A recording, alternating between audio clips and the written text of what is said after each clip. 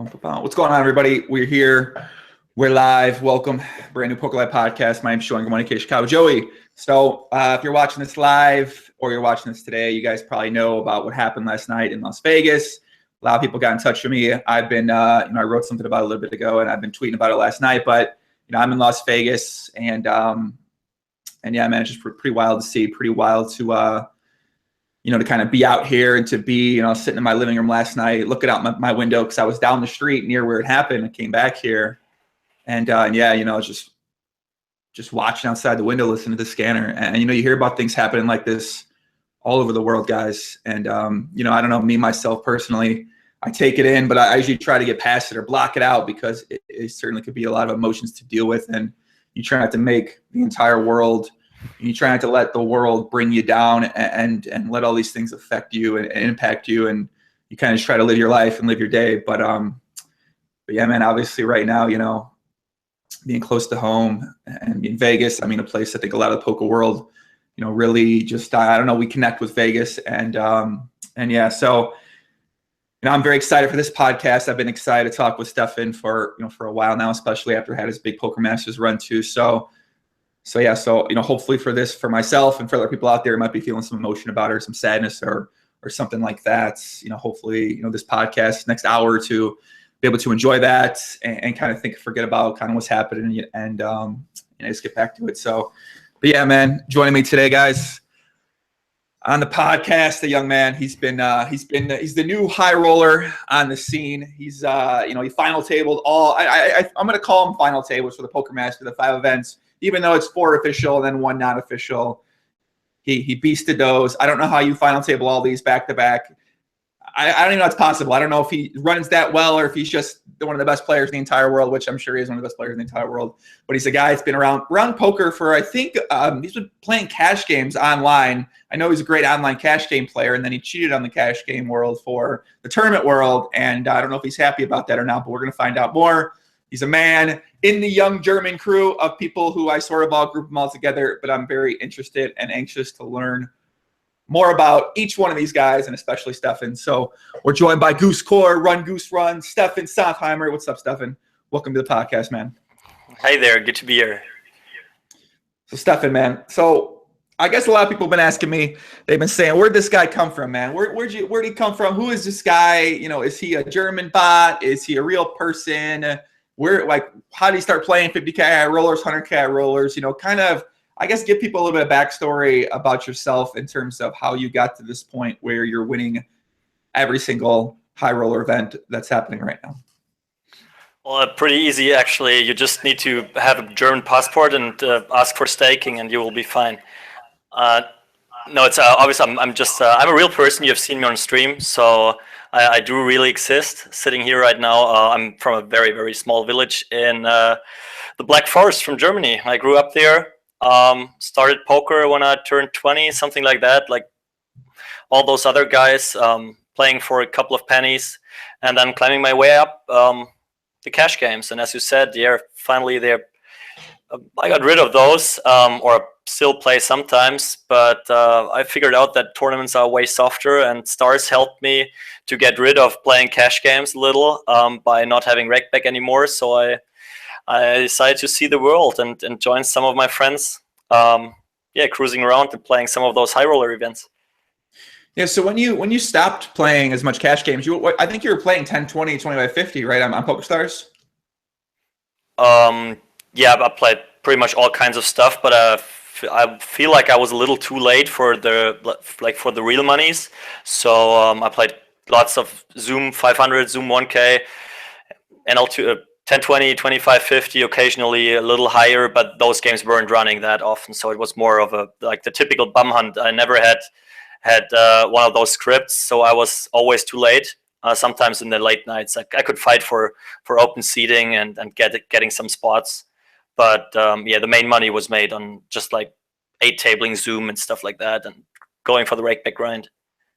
So basically, you decided that, okay, I'm playing these cash games, I'm 8-tabling Zoom, I'm doing some bum money, but at the same time, when you don't have a script, you're not really bum hunting. You are in some ways, but you do got to battle to compete. The only way you're going to make money is if you play in some non-GTO lineups, or you play out of position against the fun players, or you play in the games with tougher regulars without those scripts. And I think on one hand, that makes you maybe less money in the immediate short term, but you do end up building a lot of skills and a lot of ability that you might not otherwise build had you had that script. Because I know for myself, thinking back on the many years, I guess in these years past, my decision to either get a script or not get a script, I always decided, you know what, I'm never going to script. I'm never going to get a seeding script. I'm just going to, if I'm going to play, I'm going to put myself, I'm going to do whatever it takes to be able to play in games. And that means if I have to start games, if I have to play three-handed, if I have to play out of position against a fun player, if I have to play with tough regulars, I'm either going to win that way or I'm going to fucking go broken at the drop down.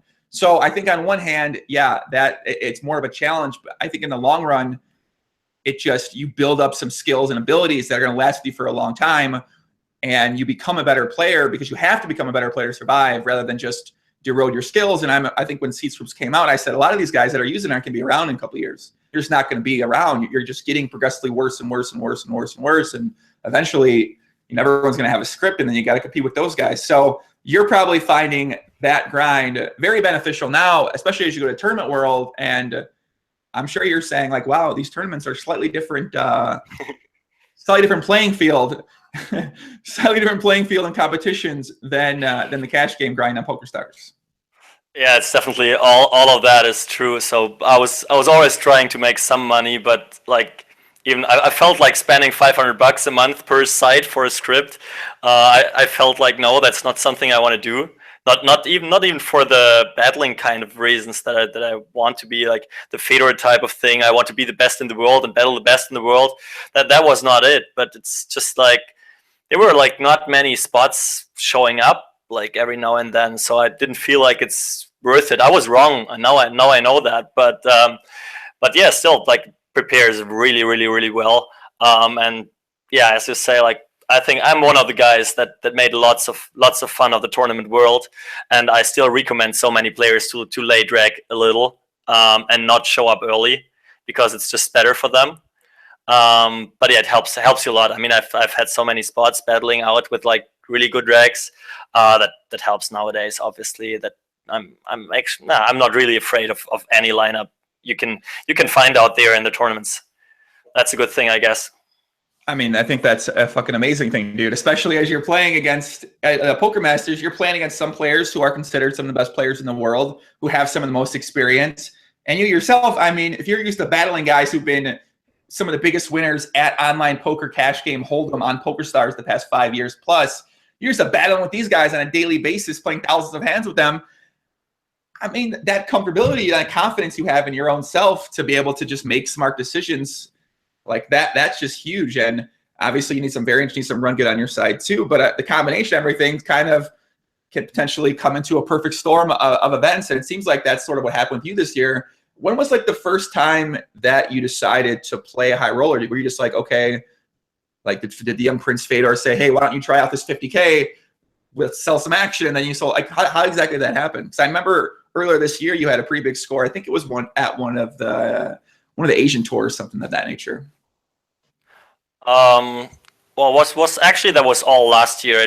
I was never the guy like I want to be out there. I want to play the highest tournaments in the world. That was pretty much Fedor telling me you got to play that. I was never one of those overconfident guys that is telling everyone I want to make sure that I beat someone before playing him. And that was the same with the tournaments. I know that I wasn't the best short stack yet. I started playing sit and goes online to get better there, and all that. And he kind of forced me. I think it was 2016. I was sitting in Brighton where I lived back then. I was pissed by the shitty weather and the surrounding. And Rainer Kempe asked me to come with him to Miami. I'm not even sure. Fedor was there as well. And there was a 25K. That was like the first high roller. I was like, okay, Miami 25K. It's a lot of money. I'm not really sure, but I've seen those people playing that, and I felt I could beat them. So I jumped in there, and that was like my first real high roller. And I think I cashed that one, and from there on, I was kind of hooked, and felt like, no way I'm not beating those guys. So I got to keep the grind going. Then when you played the first one, you said, "Oh, that's what Fedor's talking about." Oh, okay. Now I understand where he's coming from. He's hearing me and seeing me talk about battling mid and high stakes cash, and he's like, "Dude, come on? What are you doing?" And you're like, "No, I'm good." And then you play, and you're like, "Oh, okay." It's Miami. Miami's special. We all know about that, right? There were like some guys showing up late and telling the story how like he's pissed by his helicopter pilot because he's just late because of him and like stuff like that. That was not my world before. Yeah, as I said, I'm from a small village. I have my friends there, and we play soccer every now and then and have a couple of beers. It's not that kind of high roller world. So that was very interesting.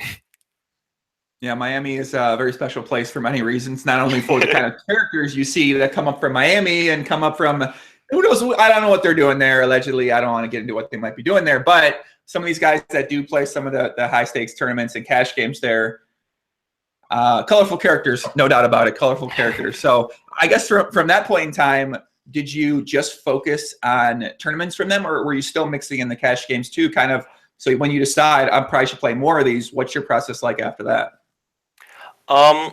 Yeah, I played all kinds of stuff. So what I decided was pretty much to move away from Brighton because I didn't like it too much and to enjoy life a little more, which means on the one hand, traveling to places I like, and on the other hand, keeping the mix going. It's like I don't like the term burned out, but I wasn't like too thrilled for playing cash games anymore. So I like it after like 3 weeks traveling on the live tour. I'm thrilled for playing online cash game again. And then I got into sit and goes, and I like playing those a lot because they have so many different stages, and it's just so interesting to think about different stages. And then, like when you play another like 2 weeks or 3 weeks of online poker again, you get motivated for live stuff again. So I want to keep the mix going, travel to places I like, and yeah, I think I've done a good choice there. I got to say that for me, there's no better way to get motivated to play online poker than going to play a couple live sessions. So yeah, whenever I feel like I'm burnt out on online poker playing, I just walk down to the casino, I drive to the casino, get a game in, and I come back. I'm like, man, I'm ready to play online because it's so damn slow. It's never been the reverse where I go play online and then I say, man, I really want to go play one table down at the casino. It's never happened to me somehow, but I can understand, especially if you're playing maybe some high rollers or something like that. I can understand the desire and excitement to want to get back to that and start playing that too. I mean, I guess you know what I'm talking about when I tell you that after returning to Germany from the Poker Masters, I went to bed early. The one day I had breakfast with my parents, and then I got nothing to do. I mean, my friends are working at 11 a.m. Obviously, the first thing I was doing is opening PokerStars and clicked some buttons on Zoom 500. Just because I got nothing to do and I was like kind of into it. I felt like, well, it's time to click some buttons after playing like gazillion hours of live poker. And a gazillion hours means we probably played like 1,200 hands in this week, or I don't know, maybe even less. I have no clue. But yeah, getting in 500 hands in half an hour feels good again. So Caleb Trotter in chat says, how many hands of NL 500 Zoom have you played? What do you think your lifetime number of hands played is there? Good question. I don't know, 2.5, 3 million maybe. Yeah, 2.5, 3 million. Okay. Something like that. That makes sense. A lot of hands, no doubt about it. You're definitely, you're definitely a grinder. And I think you I mean, just having that ability to compete at the mid stakes and to be able to have the work ethic to play that many hands, I mean, that's sort of a recipe for success in any area that you go into, whether it's poker or something else. And I mean, I do find it interesting that a guy from the cat, because I don't think really a lot of people right now that are competing on the high roller circuit. I mean, I guess like I don't know how much Hollywood Haxton is really grinding the circuit for the most part. Obviously, he's been showing up now for some of the Poker Masters and some of the other high stakes ones. But, I think they're just the edge that, and you'll be able to tell me that, I think the edge that a guy like yourself has of just playing so many hands at the cash games and then going to tournaments, I just think it's very, very huge. But a lot of people don't want to quit playing cash games, especially when they're playing higher stakes. When they're playing the 50 to 100 regularly now for a couple of years, they say, well, tournaments might be soft, but there just aren't enough of them. So I'm going to keep focusing on cash games. Whereas for you, it seems like you really kind of have just said, I'm going to focus more on getting better at tournaments. And it seems like the opposite. So you built up this ability in cash, and now you're building up the ability and really focusing on getting better at tournaments.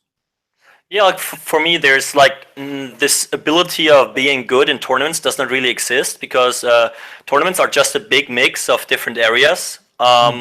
So I see tournaments as some kind of decathlon, if that is a word. That there are like so many. It is. It's like from what is it? Like where you have to do 10 different things.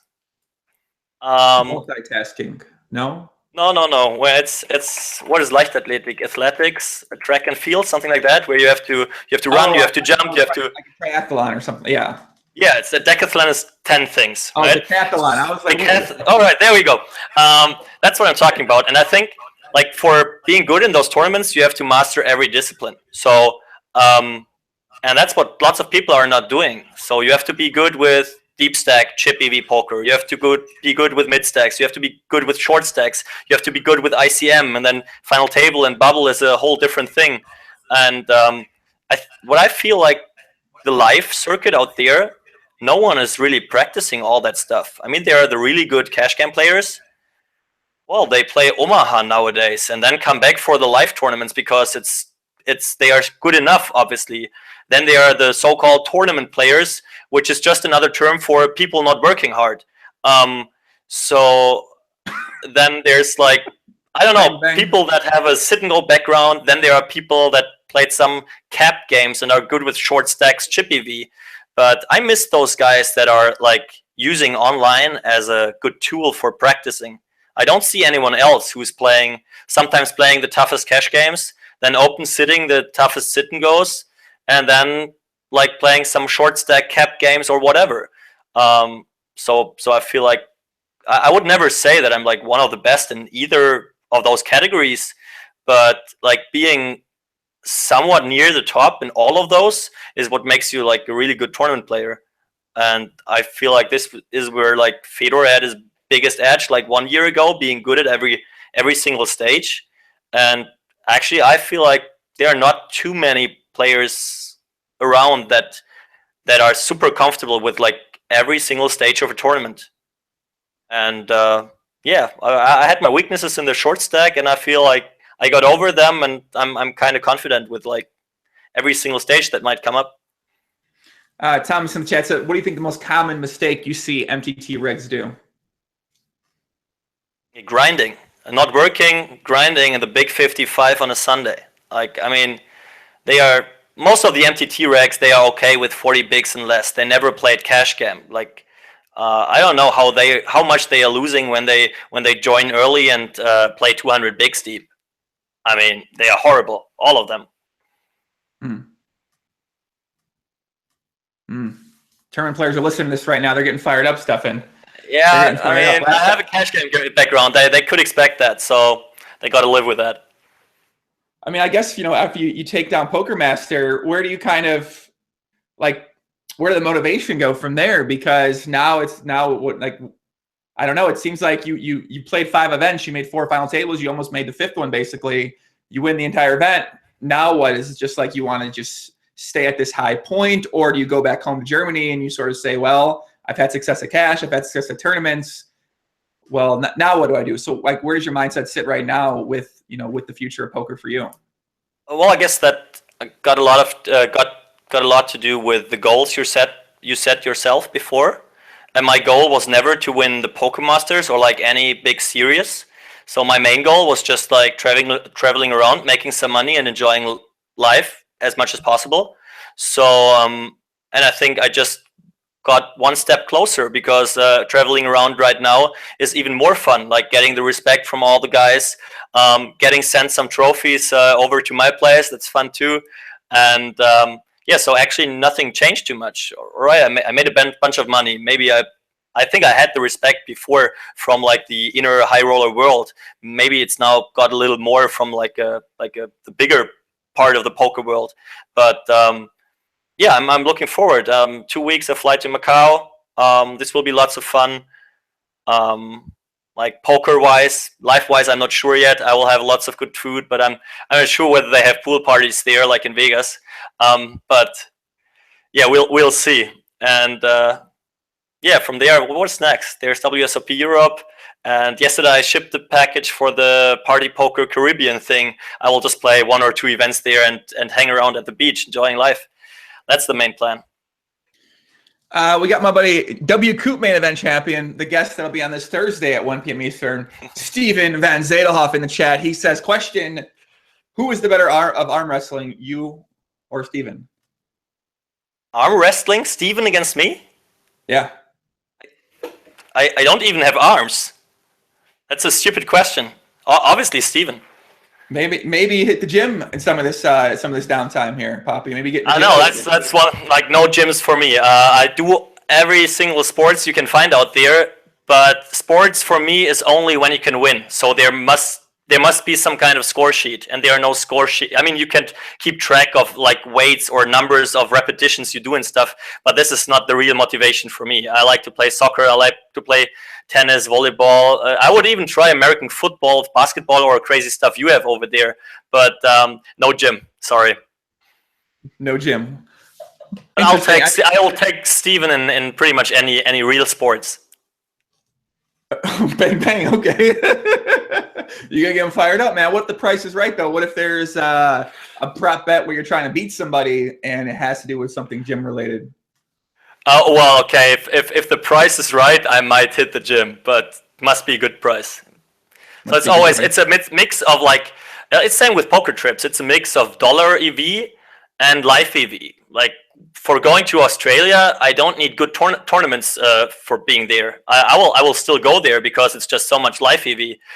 For going to Vegas, I need good tournaments. For going to Macau, I need exceptionally good tournaments. So it's like the mix, and then same for the gym. If you pay me an insane amount of money, I will even do things that are no fun EV for me. So, yeah, you can get me, but it's expensive.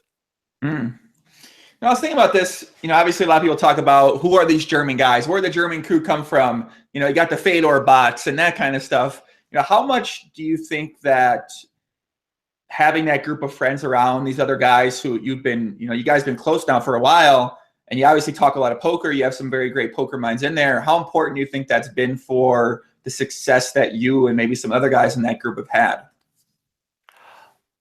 I mean, the group is like a key factor, obviously. I think that like the core team met, like, you know, everyone knows the story because Fedor was on here like a gazillion times. Like when we met back for grinding Scoop in Canada, there was like Reiner, Ben CB, Fedor, myself, some others. Don't want to list all because then I might miss someone. So yeah, now it's like Dominic and Christian and Stefan joining. Yeah, it's. I mean, I guess everyone growing up has like this kind of crew, and the German one is kind of special because I feel like the backing system for high rollers is like the German one, with like having lots of people that have the money and are willing to stake people, is just the best in the world, I would say. So that's just like when you look at the US or other countries, they have like crews like that as well, but maybe only 1 or 2 or 3 of them are playing those high rollers. And for us, it's easy for everyone to get in those high rollers when like the backers think they beat it. So it's yeah, like everyone is pretty rational, not thinking about the money too much. Like, okay, I can play 10Ks, but I cannot play 50Ks. If the field is good, why not? So yeah, and obviously that helps a lot if you have 5, 6, 7 players in there just for exchange, just yeah, trading information a lot. Just it's. I mean, I had it in another interview. Someone asked me like, how often did you change your game while playing Poker Masters because you got new information every day? And I told him, well, that's not really true because I had information. I played the same guys over and over again, maybe like 50 tournaments. And if you combine it with all the informations the others have that share their information with me, it's like probably 300 to 500 tournaments. So what should one single tournament change now for like the state of information I have? And I guess this is the main key. That, I mean, I guess we know more or have more reads on every single player out there than those players have on every single one of us, just because of gathering information. So it kind of sounds like you're saying that.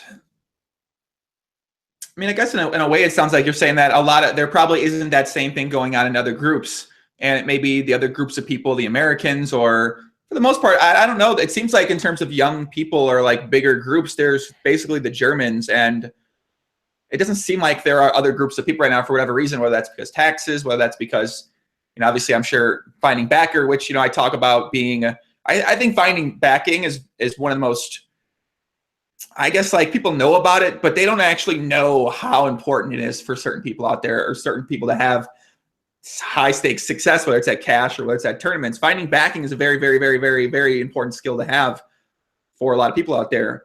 And, you kind of wonder, and some people discussed this, on Twitter when I posted about it, was that why don't we really see young groups of American players playing some of these high rollers? Why don't they exist? For the most part, the Americans that are playing now, there's been a couple new guys that have came up, but I don't know how closely connected they are with anyone else. And there's been the old guard that have kind of been there for a while, and they came from online, or they came from the high stakes cash world. And why do you think that there is this, the German group, but there really aren't any other groups that are out there? Well, first of all, to get backing, you need to prove yourself at some point, right? So for US players, it's very difficult because they cannot really play online. And what does a live poker resume tell us? Like, pretty much nothing. He might win a couple of WSOP circuit events, but does that make him a very good poker player? I'm not sure. And yeah, in Germany, there's I think Fedor had very big influence on that. There was this big backing crew before, where Fedor just knocked on their door till he was allowed to play all that kind of stuff. And then you need someone who's vouching for you. I mean, every one of us had more or less good results online, so there was kind of a proof. And if you have 2 or 3 people telling those people that have all the money that you are really good, well, that worked out for us.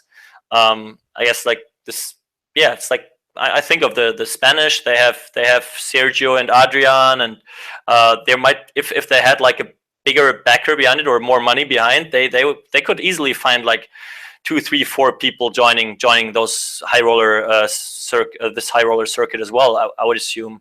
Well, Canadians, they are grinding all the EPT, and they have a good crew as well, but they can't play in the US, which is obviously a big problem for them.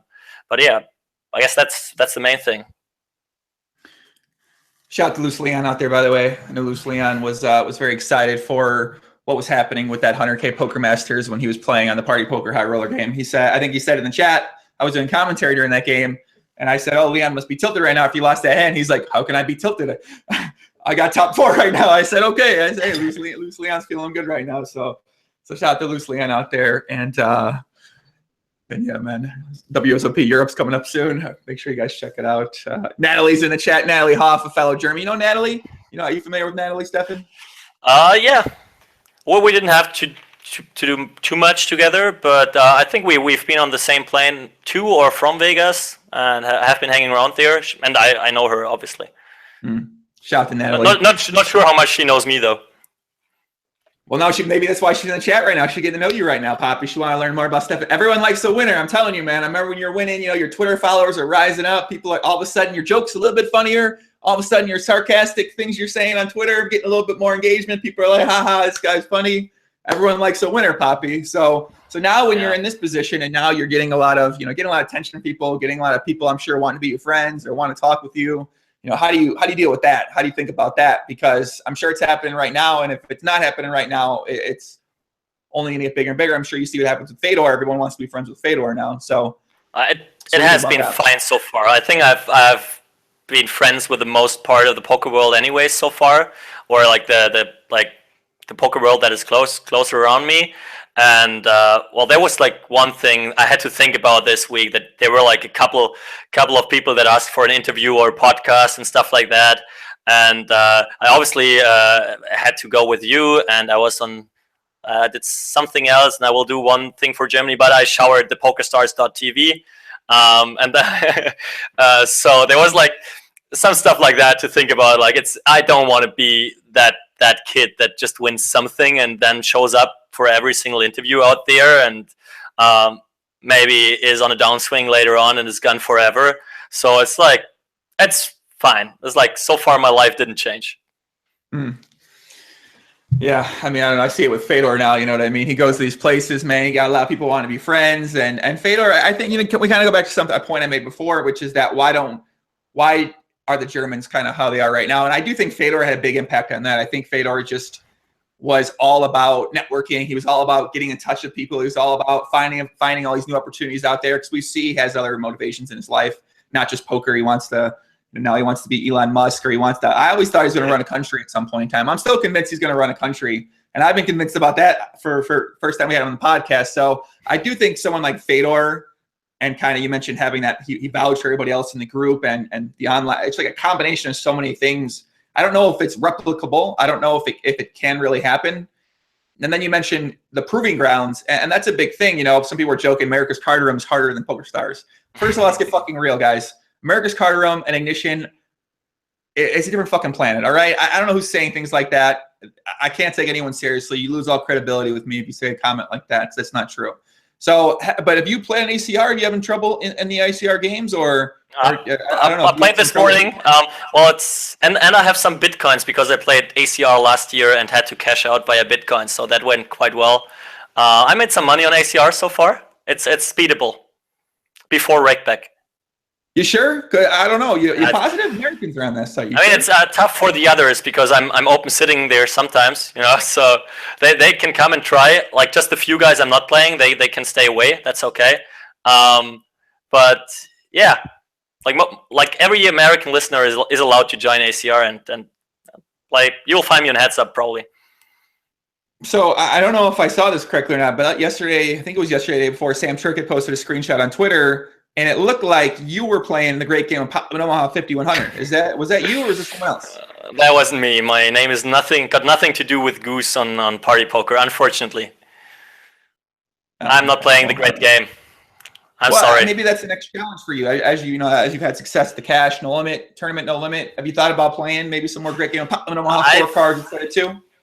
I thought about it, but I really like being good at something, you know, and like giving up playing a game that you're good at for playing a game that you are shit at. I like playing Omaha for fun. Home game is Omaha is great for home games, but I won't play it on 100, 200, or anywhere close. Yeah, I mean, that's probably a good point. I'd probably stick to Nolan Home if I were you too, because I feel like, I mean, you know, when you think about the success you had at the Poker Master event specifically, how much do you think that's contributed to you just running exceptionally well, or your ability? Because to make that many final tables, have that kind of success, like obviously you got to run well too, but how much do you credit that to running well? Well, I played 7 tournaments in that week. Don't forget about second bullets. I busted 2 times. So I cashed 4 out of 7 tournaments I played, and the other one I bubbled. This is obviously pure luck. I guess I had, like, if you compare all the players, I had one of the higher EVs to have a good run, but that's all I can do. So as much as I was complaining about running bad the last year, where I didn't cash any of the high rollers pretty much, I won't go crazy this year, because it's like I don't do too much different. I just don't lose every single flip. I'm still, actually, yeah, I still go with just a 94 out of 100, because I have seen sicker things before. I think I never got it in with like pair under pair and getting there, like some other friends of mine do, like occasionally. So I still wait for that one drop run, but yeah, we'll see. We'll see.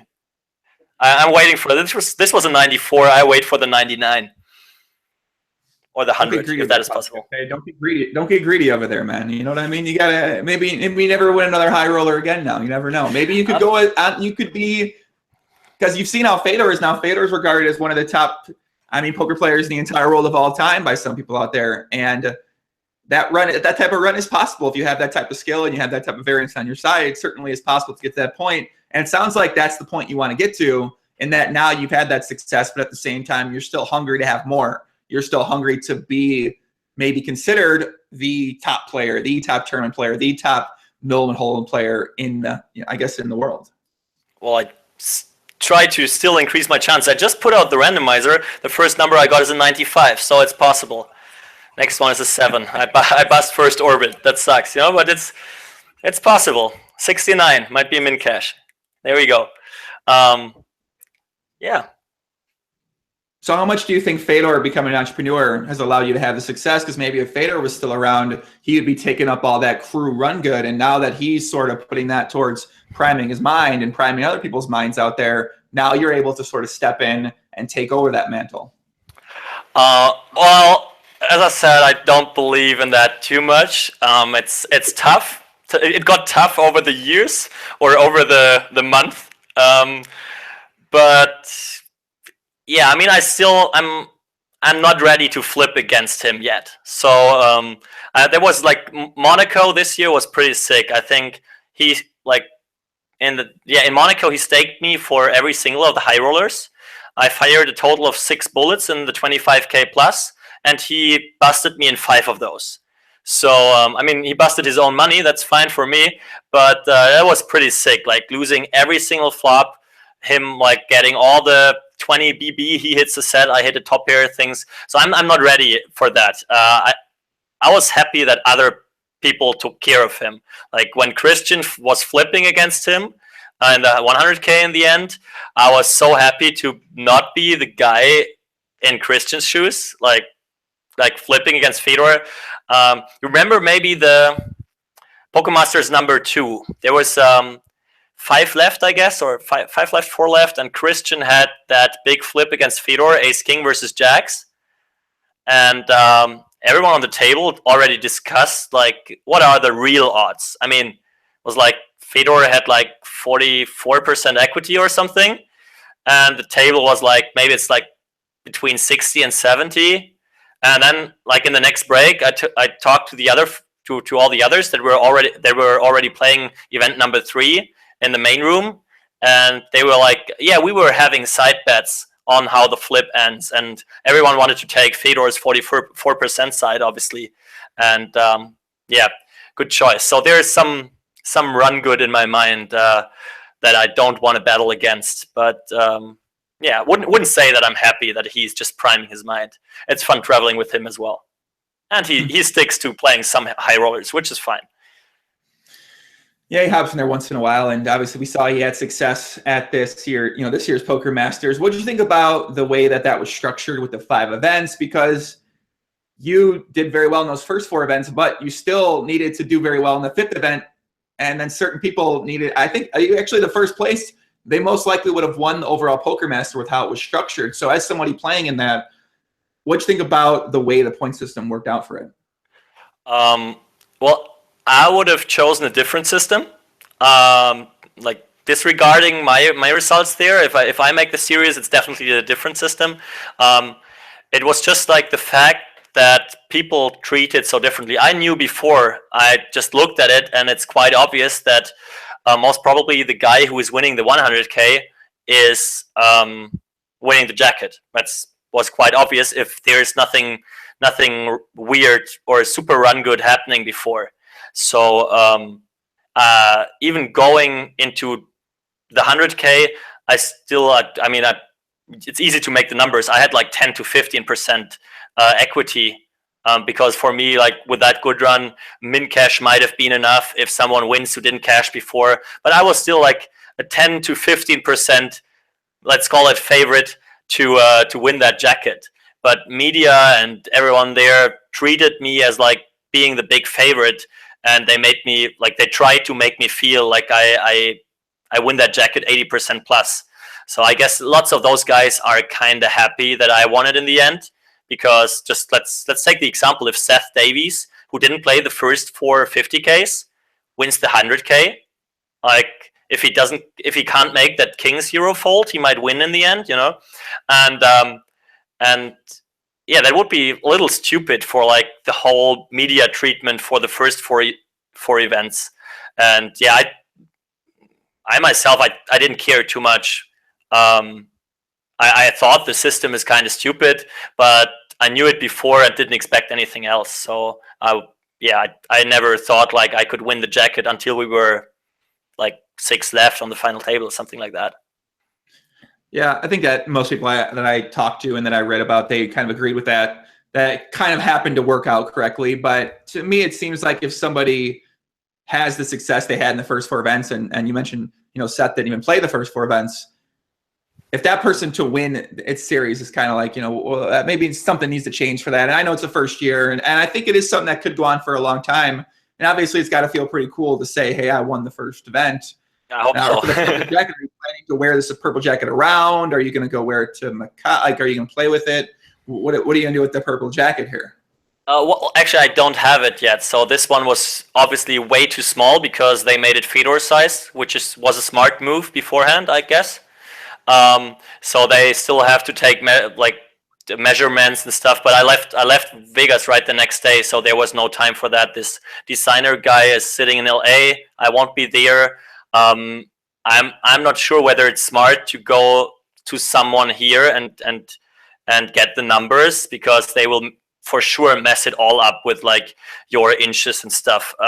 So I guess I'll just ask those guys in December how we want to do it. I will be back in Vegas in December, and yeah, I have no plans for it so far. I guess I kind of have to wear it on day 1 of the Super High Roller Ball next year. But yeah, that's the plans. That's the plan so far. I think I would just wear it everywhere, man. I don't know. Like, I'd wear it around. Once I got it, I'd wear it as my regular jacket. I'll wear it as for the grind back home, obviously. This is a different thing. Wearing boxer shorts and the jacket, that's it. That's the perfect Sunday grind outfit. Like 100%. This is a great scoop outfit. Yeah. But yeah, out there, I'm not sure. I listened to Brandon Adams' podcast. He got asked for what to wear with a purple jacket. I'm not into that stuff too much, so I guess I go with his recommendation. Get like nice white pants, something in lighter colors, warmer colors for like a shirt, and this will work out quite fine. Maybe I'll find a spot to wear it someday, for sure in the 300K. I kind of like the idea of you just posting pictures of you in your boxer shorts, just playing online poker with the purple jacket on all the time. You kind of want to. You might as well play it up a little bit. You seem like you have a pretty good sense of humor as well, too. So maybe that could be one of your things where you just post yourself in the purple jacket doing all sorts of regular sort of daily things. But you happen to be having I like that a lot. I like it. Why not? Yeah. Oh, let's get up. Let's have a coffee. Oh, see it. Oh, it's just a purple jacket. No big deal. Yeah, I like that. Some good. He says, I see in your Twitter bio you like steak. Where have you had the best steak of your life, and what was it? Best steak? Oh, there's no, like, the best steak in my life, I guess I had back home on my barbecue when I prepared it myself, because it tasted even better. But restaurant-wise, in Vegas, I liked SLS Meat Bazaar a lot. There was another one this year, but I forgot the name because it was just Dominic Nietzsche taking us there, and I didn't take care of anything. I liked, what was that called? It was in Melbourne. There was like I like the non-fancy places, like the 9 out of 10 food, or 10 out of 10 food, and 2 out of 10 fanciness, which comes along with like not being super expensive most of the time. There was one that was just like, felt like you go to your grandma and she's just putting something on the table, like some kind of salad, some kind of side. You go for it, and then you can choose a super nice steak. I think I've been there twice in Melbourne this year. I will look up which one that was. I will tweet it out for you. I will recommend that one. Dominic in the chat says Craft Steak in Vegas, which is at the MGM, and Vlados in Melbourne. Yeah, Vlados. It's Vlados. Thanks, Dom. I like that a lot. We'll go there in January, 100%.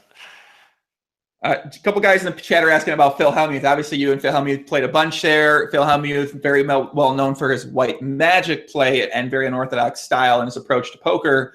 What do you think about Phil Hellmuth, rather, his poker level, and what do you think about the overall experience of playing with him and sort of his table talk and the way that he acts when he's playing? Well, first of all, I like Phil a lot. Yeah, as I said, Phil was a tournament player, And to start with something good, right? That's fair enough. He does one thing right, as I said before already. He's late registering to the tournaments. Right? This increases variance and reduces negative edge. So that's great. Well, if you go to the other disciplines of no limit hold'em tournament poker, it's tough to find good words about his 10 BB game. It's tough to find good words about his 20 or 40 BB game, in theory wise. And then I'm not really sure what white magic is exactly.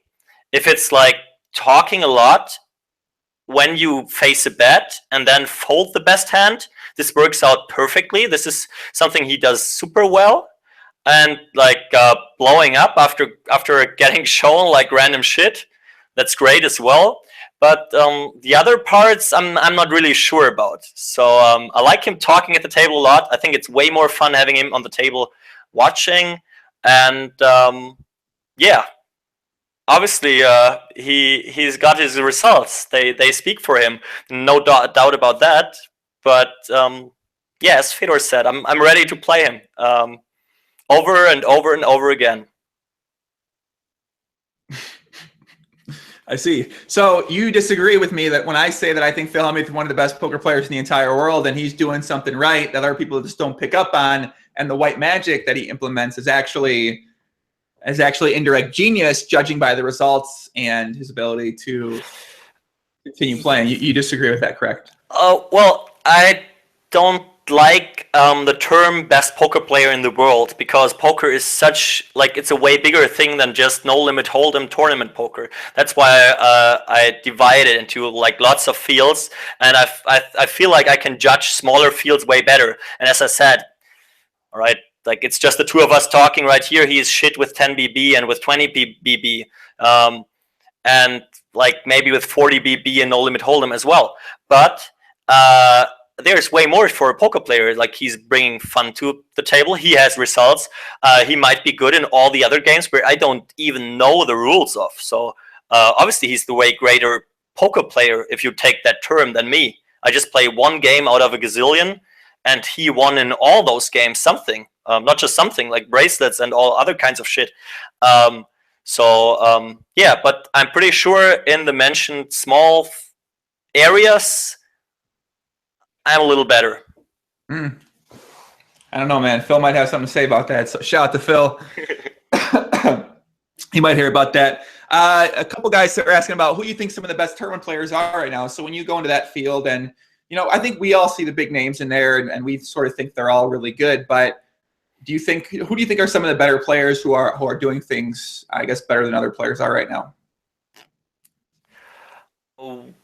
Well, it's tough again to have like that overall view. So I would like to put that down into pieces that I like. Obviously, when we start the tournament, I don't want to sit next to Ike. I don't want to sit next to Ben86 and like the deep stack cash game players.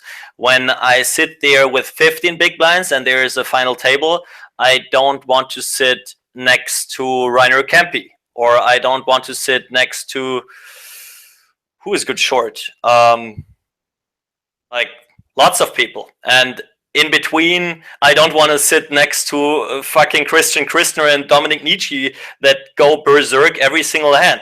Yeah.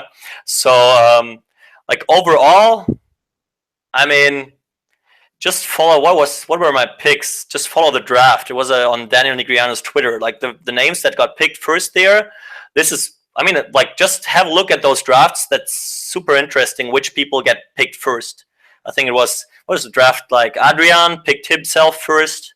Lots of respect for Adrian. He's like, as well as super good overall, and he's like, he knows how to go crazy and how to play spots in the field. Was Bryn he's like, I don't want to go to the streets with Bryn. I like when we play a lap game and I don't have to sit across him at the table. I can play with Bryn, but in the streets, like, no way. Then I picked myself. Fedor was next, and then was like a bunch of German picks picked next. That is a pretty good ranking. Don't want to give out my personal ranking, but yeah, just check out the drafts, and whatever you comes up there is quite close to what people think nowadays. Did you get a chance to play with Doug Polk at all? Yeah, we played. He got the quads against me. He busted me, or not? He didn't bust me, I guess, but he won the big pot there. We played the one final table, and we played one time final two, and I busted him in the 100K. What do we you think played about some his play overall? Obviously, Doug's got the heads up, no limit background online. Not really known necessarily, even though he's had some success in tournaments. Shout out to the one drop. What do you think about his ability at the at the tournaments? Well, again, like he got some strengths. Like in some parts, he's really good, but I would assume he got some weaknesses as well. I can't tell him here. He got to pay lots of money that I tell him those. Yeah, let's go with the term average reg. I guess that's a good one. Average reg. Okay. Do you feel like somebody like Doug is going to be plus EV in the events like that went on? Because the events seemed like they had all regulars for the most part. There were some. I don't know if there were any like massive fun players in that specific one, but do you feel like someone like him is going to be plus EV in that, or maybe not? I would buy him at face, yeah. He has to pay back if he misses hands because of vlogging. I guess that's not okay if he sells shares to me. So that's the only thing. I believe he did miss a hand or two, I think. Yeah, but it was just the final table. Well, it wasn't a big deal. No. Yeah. Do you watch a lot of the poker vlogs? Do you ever think about doing one yourself? I know Fedor just started a video blog series too when he was out here. Do you ever consume any content like that in poker? Not too much. When I was grinding more from back home, I watched like lots of stuff on the side. Like sometimes just listening to Doug's voice is fun. Not like as not really content related, but just more entertaining. I guess he does a great job there. I listen to most of your podcasts. Well, I had to watch Fedor's because just having a look in there whether I show up at some point. I got to check that out. And what else is out there? I'm not following the streams too much, so I'm not who is out there. Not watching Jay Carver or Tonka or it's just like sometimes fun when a friend or myself is on their table and we know that they are streaming, just having a look, but not really following the stream action too much. So I guess when you think about the different things you make a good poker player, and it sounds like you put a lot of thought into those things in those different areas, what do you feel like are some of your strongest areas, whether it's just consistency or whether it's work ethic or whether it's away from the table study? When you think about that for yourself, what do you think those areas are? Comparing myself to the tournament guys, that's definitely the deeper stack part. Then what you learn by playing so many hands over the years is that you can play close to your A game no matter what shape you're in. So it's like one day I was super jet lagged and I had headache, etc., etc. I guess there are lots of people that are like they have like their C game, D game, and they suck sometimes. And I guess like my play when I'm playing really poorly is still very good because it's just like it's consistency a little in that case. Right. You're so used to playing in whatever form that you're in on a daily basis that you don't even think about. I know for me, I don't even think about what my C game is. I just sort of just go. I just play. I don't necessarily. I don't feel like some days I'm just not thinking. I'm just always thinking at a pretty similar type of level. And I think you do find that from certain players. They say things like, "Oh, I'm just not feeling it today," or "I brought my C minus game, I brought my C game to the table." And I don't really actually know what they mean when they say that sometimes because I can't necessarily relate to that. And it sounds like you, for yourself, that's similar for you, is that you're just so used to playing no matter what you're in, no matter how you're feeling, that when you turn up and when you play, you're going to play at a pretty high level consistently. Yeah, that's it. I mean, they are like, especially those guys that are not playing online too much. It's just like getting bad beats or being in a bad mood must have a way bigger effect on them because it's just they never grinded it out, like, or they are not used to it. So like every single hand they play is like a bigger deal for them because it's just one out of X hands they played this month. And for me, or I mean, like you played way more hands even, you should feel the same a little, like 1 hand, 2 hand, 3 hands, 50 hands do not matter at all. You just keep going, right? This is more the thing. It only took me about 7 years to realize that. So only took about 7, maybe like 6, 7 years to realize. I was like, wait a second, this actually doesn't matter. And obviously with the higher stakes you play, those hands kind of stick with you when you lose those big pots. But eventually you realize, like, yeah, it doesn't really matter. You get to the next hand, you play the next hand, you get after it, and life goes on, and sort of that thing. But it took me a while to really, you think about it, and I understand it, and you feel it for the most part. But there's still 10% of the time, 5% of the time where something happens and it just fucking sticks with you for a while. And I think that's what happens for a lot of poker players out there, is that whether it's a session or a hand or whatever, it can stay with them for a long time. And your ability to I'm kind of just relating this to actually what's happening in life right now. And this is kind of something I wrote about earlier, is that the more you work at that, the more you get better at just getting over things, whether it's poker, whether it's life, whether it's whatever. And I do think the ability to do that at a high level is very, very good for your ability in poker and your poker results, but might not necessarily be the best thing for some things that happen in life. So that's true. How it kind of comes all together there. I mean, it's like poker made me a super non-emotional person, if you want to take it that way, just because you just keep going and don't care about certain things that other people care way more about, like stuff like that. But that's it. I guess lots of people would even say that I'm like kind of a tilt box, because I like whenever I'm like, or I don't want to say tilted. I mean, obviously there are emotions involved, and I flame a lot in Skype and even write stuff at the table, but that's just like more consciously letting things out, and like I don't change my game because of that. So I guess this is like this is a big benefit. And then coming back to the questions, to the question you asked, is like that there's like no real weakness anymore. Like I wouldn't say that I'm like scared of playing mid stack or short stack or whatever. So it's not my biggest strength, but definitely not one of the weaker. Like I'm like in no area I'm one of the bottom 50% of the field, I would say. So right now, what are you trying to work at? What do you think area needs the most focus? Whether it's, I guess, what area do you think it is?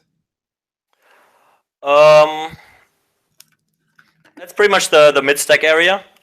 It's like 40 BB, 50 BB. Thinking about ICM involvement as well, because I guess this is where most people. I'm confident with deeper, and the 40.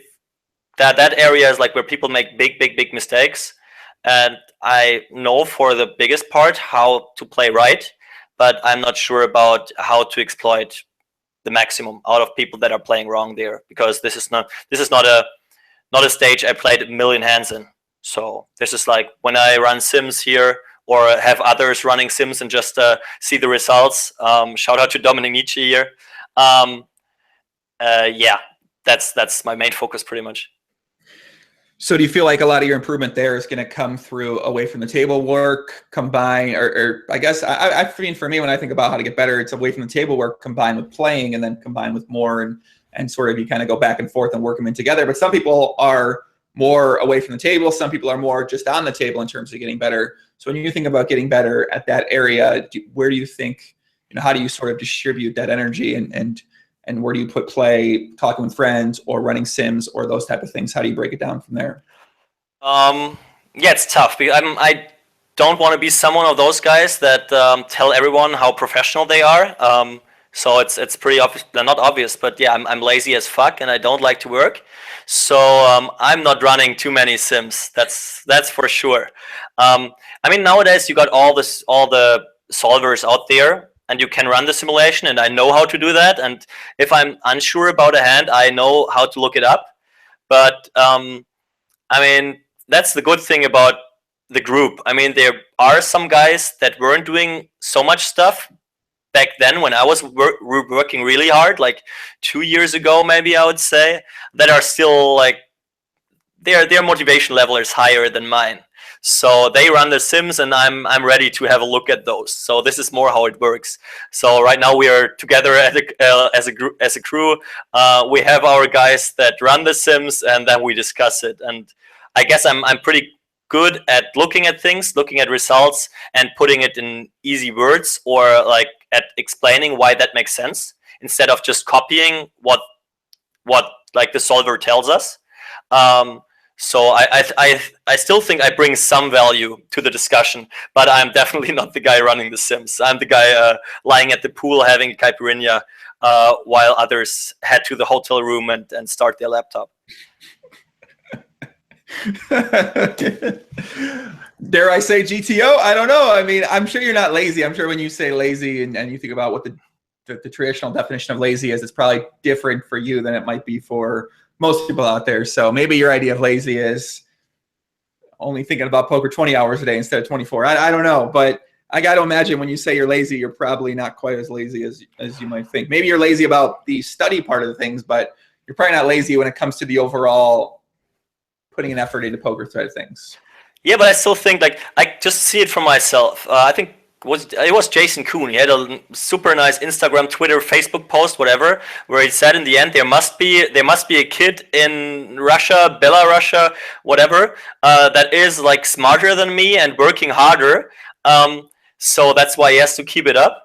And I always think the same. Like, there must be people that are as smart poker-wise as I might be. And it's definitely possible to work harder. But then on the live circuit and online and everywhere, I'm looking around and find like a handful or maybe some more, but that's it. And I always think, like, in some, like, for me it's always the Eastern European countries that is like my prejudices are that they are working insanely hard. There must be a crew of 50 people that crush all that stuff in 1 year. And I've thought that like 3 years ago. Didn't happen so far. Still waiting for it. So yeah, it's kind of weird. I'm happy to be in that situation right now, but it's weird. I still feel like there should be someone as smart, working harder, crushing it more than I am, or than we as a crew are. Yeah, I'm surprised we don't see some of those Eastern Europeans too. You know, we kind of do see them a little bit online, but I don't know if it's just like the idea of being in a group or the idea of having friends. Maybe it's different there, because like I think we should see, though, maybe getting stake. I know kind of the getting stake thing matters too, because you think about, well, when do we actually see people in poker? Well, we see them at a lot of the high roller events, or we see them having a lot of success at the online high stakes tables, or we see them having a lot of success at the higher stakes online tournaments. But to play some of those things, you also do need to get back. You need to find someone to sell action to, and you need to have, know English kind of well. I think for the most part, and maybe some of those Eastern European guys, maybe they have some of the ability to be able to do that, but maybe their English isn't as good, or maybe their ability to make friends isn't as good, or their ability to want to share their results or turn themselves into a sort of person in the poker world so then people know who they are isn't as well. So it could be a combination of different things why we don't see that. And I don't know, maybe it changes, maybe it doesn't. I don't know. I know there's a lot of Eastern European guys that play on the toughest poker site in the world, America's Card Room, but I also suspect some of those Eastern European guys could be the same person, just on different bot network accounts. So, I don't know, man. Kind of yeah, probably not interested in poker. Wacho says that. I don't know if that's true or not. I guess we got to wait and see. Like, maybe one day they will show up, or all the Asian players will overtake. But listen, man, I've been wondering about this too, Steffen, is that, a lot of people say Asia and India, these are places rising in poker right now. And I got to imagine it's going to happen at some point in time, with just how many Asian people are out there, how many Indian people there are out there. And poker is, I don't think it's necessarily new for those cultures, but at the same time, it is growing and growing and growing in popularity. And I imagine that they're going to start getting into the more mainstream poker world, mainstream poker tournament scene, the mainstream online poker scene at some point in time. And when that comes, man, I think we're all going to be out of luck. It's going to be Poker Live podcast, me with just Asian people on the podcast, pretty much. I mean, I guess, but it's great that, as I said, the biggest poker site on the world, ACR, that the 1-2 games are so tough that it's just tough to build a roll. So that's true. They need money from some non-poker industry to make it that far, because I mean, maybe if they are really, really, really good, or like close to GTO and exploiting at their best, they can have like a 2 to 3 PB win rate on 1-2 on ACR, because everyone is just too good there, and it's just too tough to make the money, right? To join the high roller scene. So it might take either years or even decades, and then they need money from non-poker industries. I guess that's the problem.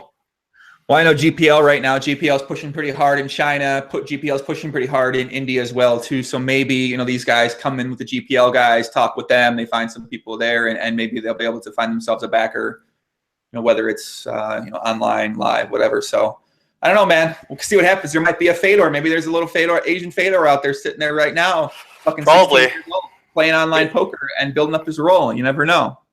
Maybe those guys are just started playing poker or like learning poker when they were 14, and now they are 17 and a half, and it's just like 6 more months, and then it's all over. Could be. We'll see, man.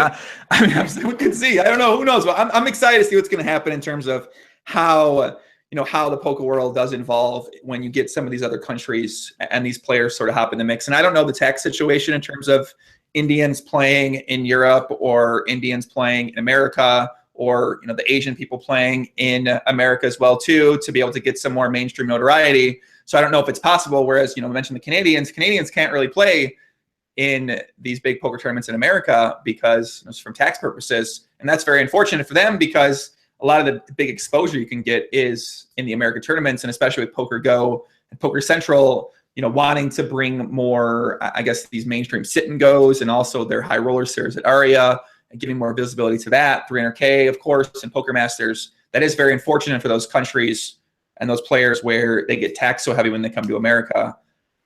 And just in terms of, that's where a lot of the exposure is going to be if that's what you're interested in poker. And a lot of those high value tournaments as well too, because we've seen, so the 300K, it's a very high value tournament to play in, because they do get a pretty good amount of questionable win rate players in the mix. So, yeah, like maybe white and yellow and red magic out there. Lots of different strategies.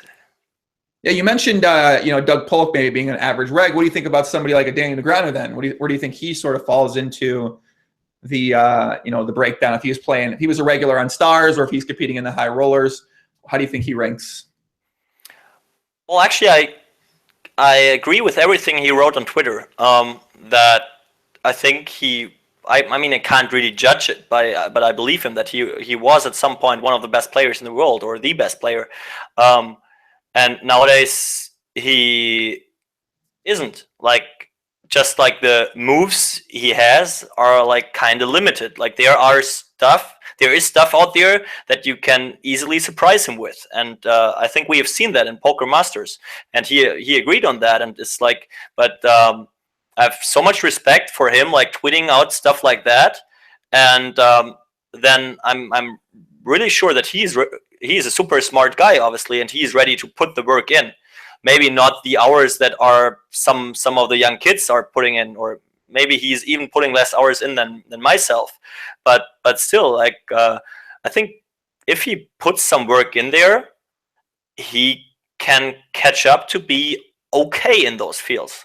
Like I would say, like, if I was working with him, together with him, we could make him easily plus CV in the 300K.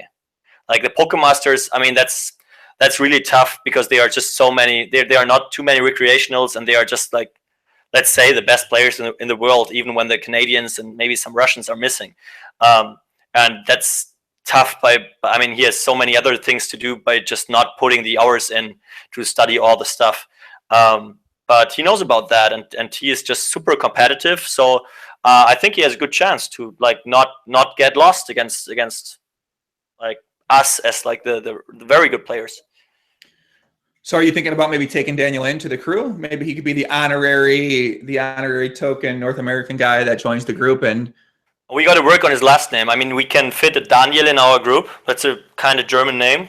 But Negreanu is this is weird. I mean, it's not German enough. But yeah, he would fit in there for sure.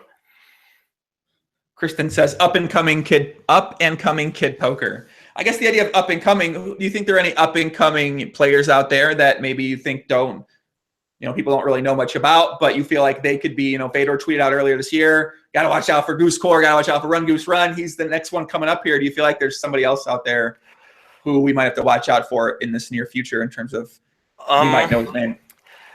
I mean, yeah, upcoming is like always a tough thing because for the high roller circuit, I'm not really like a new guy. I've been there and they know me from online for quite a while. So I just try to come up with names. It's like I always have lots of respect for those guys that climbed up the stakes in the last 2 or 3 years. So and are like battling. Obviously, everyone is still waiting for Red Baron to like one day play a super high roller, but he's not a newcomer. So nowadays it would be maybe Linislav, who is just playing everyone on PokerStars nowadays. He played the EPT 50K in Barcelona and had some smaller life success as well. I guess he might, like, if he is a little. I think it takes him half a year or 1 more year to get a little bored by playing online, like only online, and he might do it my way and go for the mix and like he will find he's not German, but he will find backers easily to just jump right in the 100K, 300K, whatever, it doesn't matter. He would be my choice for like a name.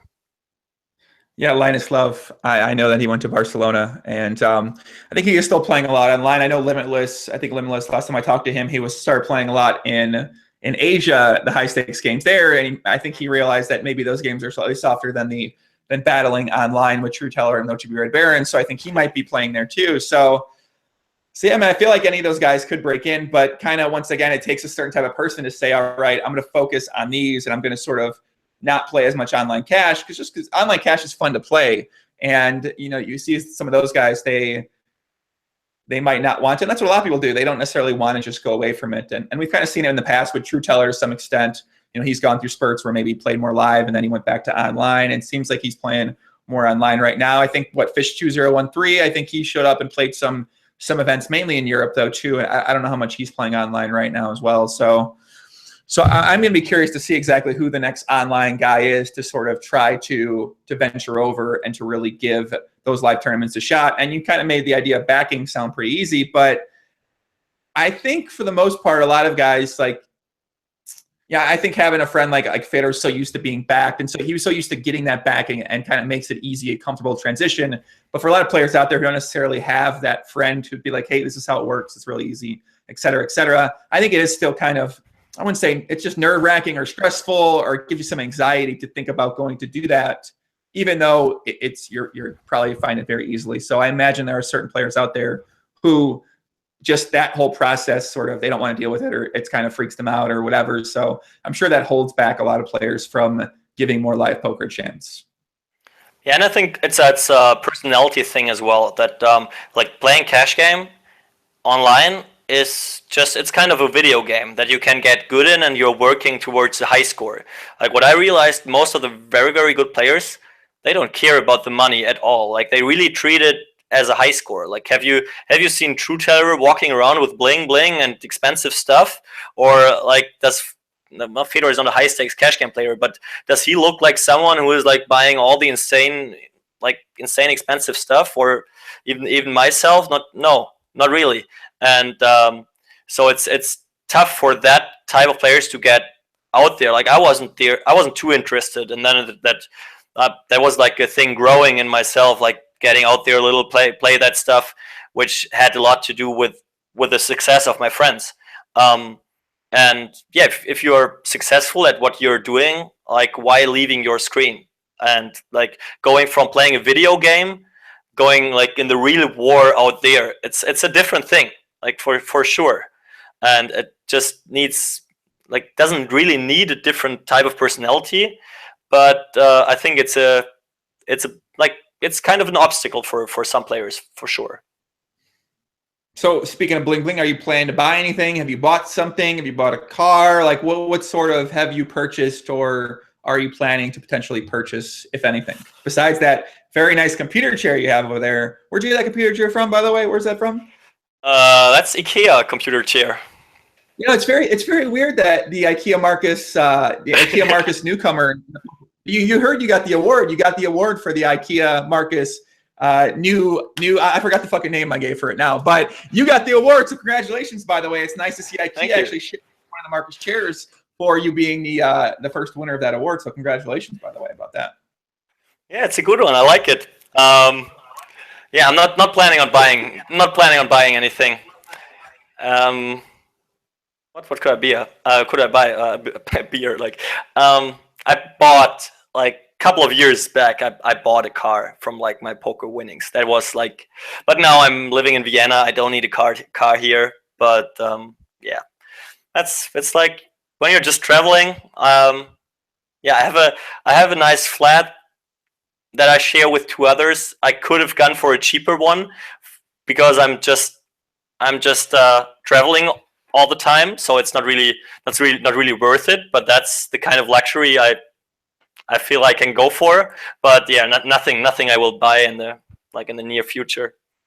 Yeah, I feel like a lot of the younger guys I talk to that are playing more poker or have success, like it seems like back in the day, people were very much driven by using that money to buy material things, whether it's watches or whether it's nice places or cars or whatever. But it doesn't seem like that's the case with, maybe it happens to be with people, mainly these guys I know being European as well too. Maybe it's just a difference between Europeans and Americans as well, which I think that actually is true. But it seems like a lot of European guys, they just kind of make the money to make the money, man. It's, as you mentioned, it's the way to keep score. It's the way to tell you're doing well at poker. And like, I don't know, they don't necessarily want money. They don't want it really. Outside of that, they're kind of whatever. They're cool with whatever it is. They're cool with just kind of, more simple stuff, simple, nice stuff. But yeah, they're not really driven by that money per se. Yeah, I think one big thing is, as you said, it's not just for the sake of being European. It's more like that. There are some Austrian guys that spend some money and stuff like that. But for the Germans or other European countries as well, they had to leave where they are from for tax reasons, pretty much. So and then it's like, obviously, you can call it new home, but it's not that I know that I will spend the next 5 or 10 years of my life here. Like, no clue. And everyone who is thinking about investing lots of money or like buying a flat or buying a really nice car usually does that when he knows that he will be around that place for at least like midterm future. And this is just not the case for all the Europeans, all the European grinders. So yeah, what can I get here? I have my flat, I have a suitcase, and what else do I really need for the life I'm living right now? Well, I have a big TV. Okay, I have FIFA 18. Okay, I have, what else do I have? I have nice headphones for flying.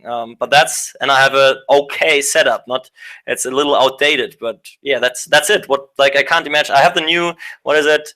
A new smartphone, but it's not even an iPhone. So yeah, that's the most expensive stuff I own.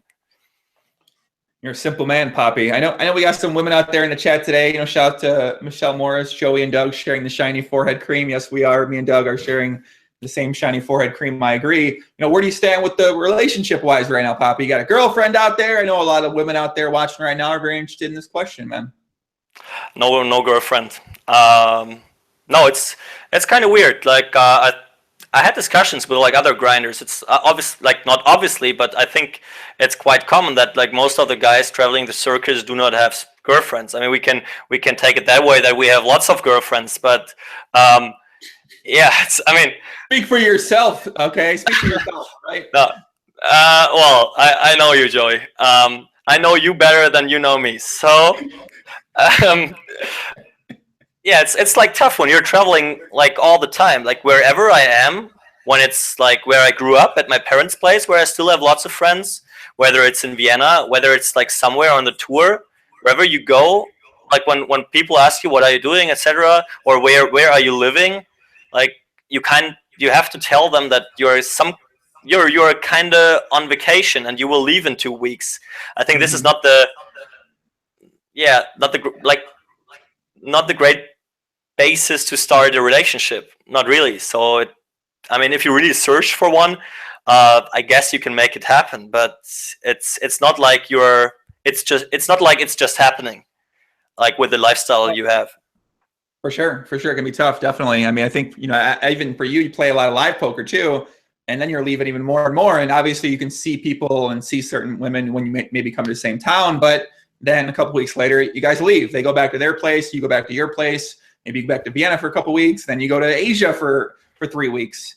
And I think a lot of times, it's just something I've always thought about it. And I mean, it almost works better to be single and not have to put any energy towards these other things, because if you do want to go to Asia for 3 weeks, or you want to go to America for 4 weeks, or you want to go to Melbourne and you want to stay there an extra week or two, if you have someone else that you care about, that you want to see and that you might love, that lives here, well, then maybe you're going to sacrifice that to go there. And maybe you don't see it as a sacrifice in some ways. Maybe you want to do that. But to me, and whether that's true or false, so this is true or false rather, that always impacted my perceived EV in poker, in terms of my ability to keep getting better, my ability to make money, my ability to stay focused, stay in the zone, be consistent.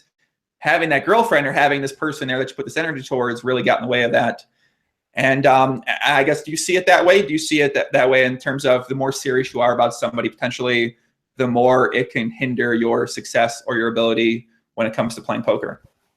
Yeah, it got to be like that 100%. It's like just other stuff, even if it's like good for you as well, like to a certain extent. But it's like you have to deal with so much stuff. And well, I try to be very rational, like whatever I think about. And I'm not sure how discussions with the girls we like would look like in that spot. I mean, staying rational there is super tough. And like, I mean, it's like, yeah, you need to spend time for having a relationship, and that's like that time we'll miss in other places. Either I'll cut it from my pool time and drinking alcohol, or I cut it from my poker time.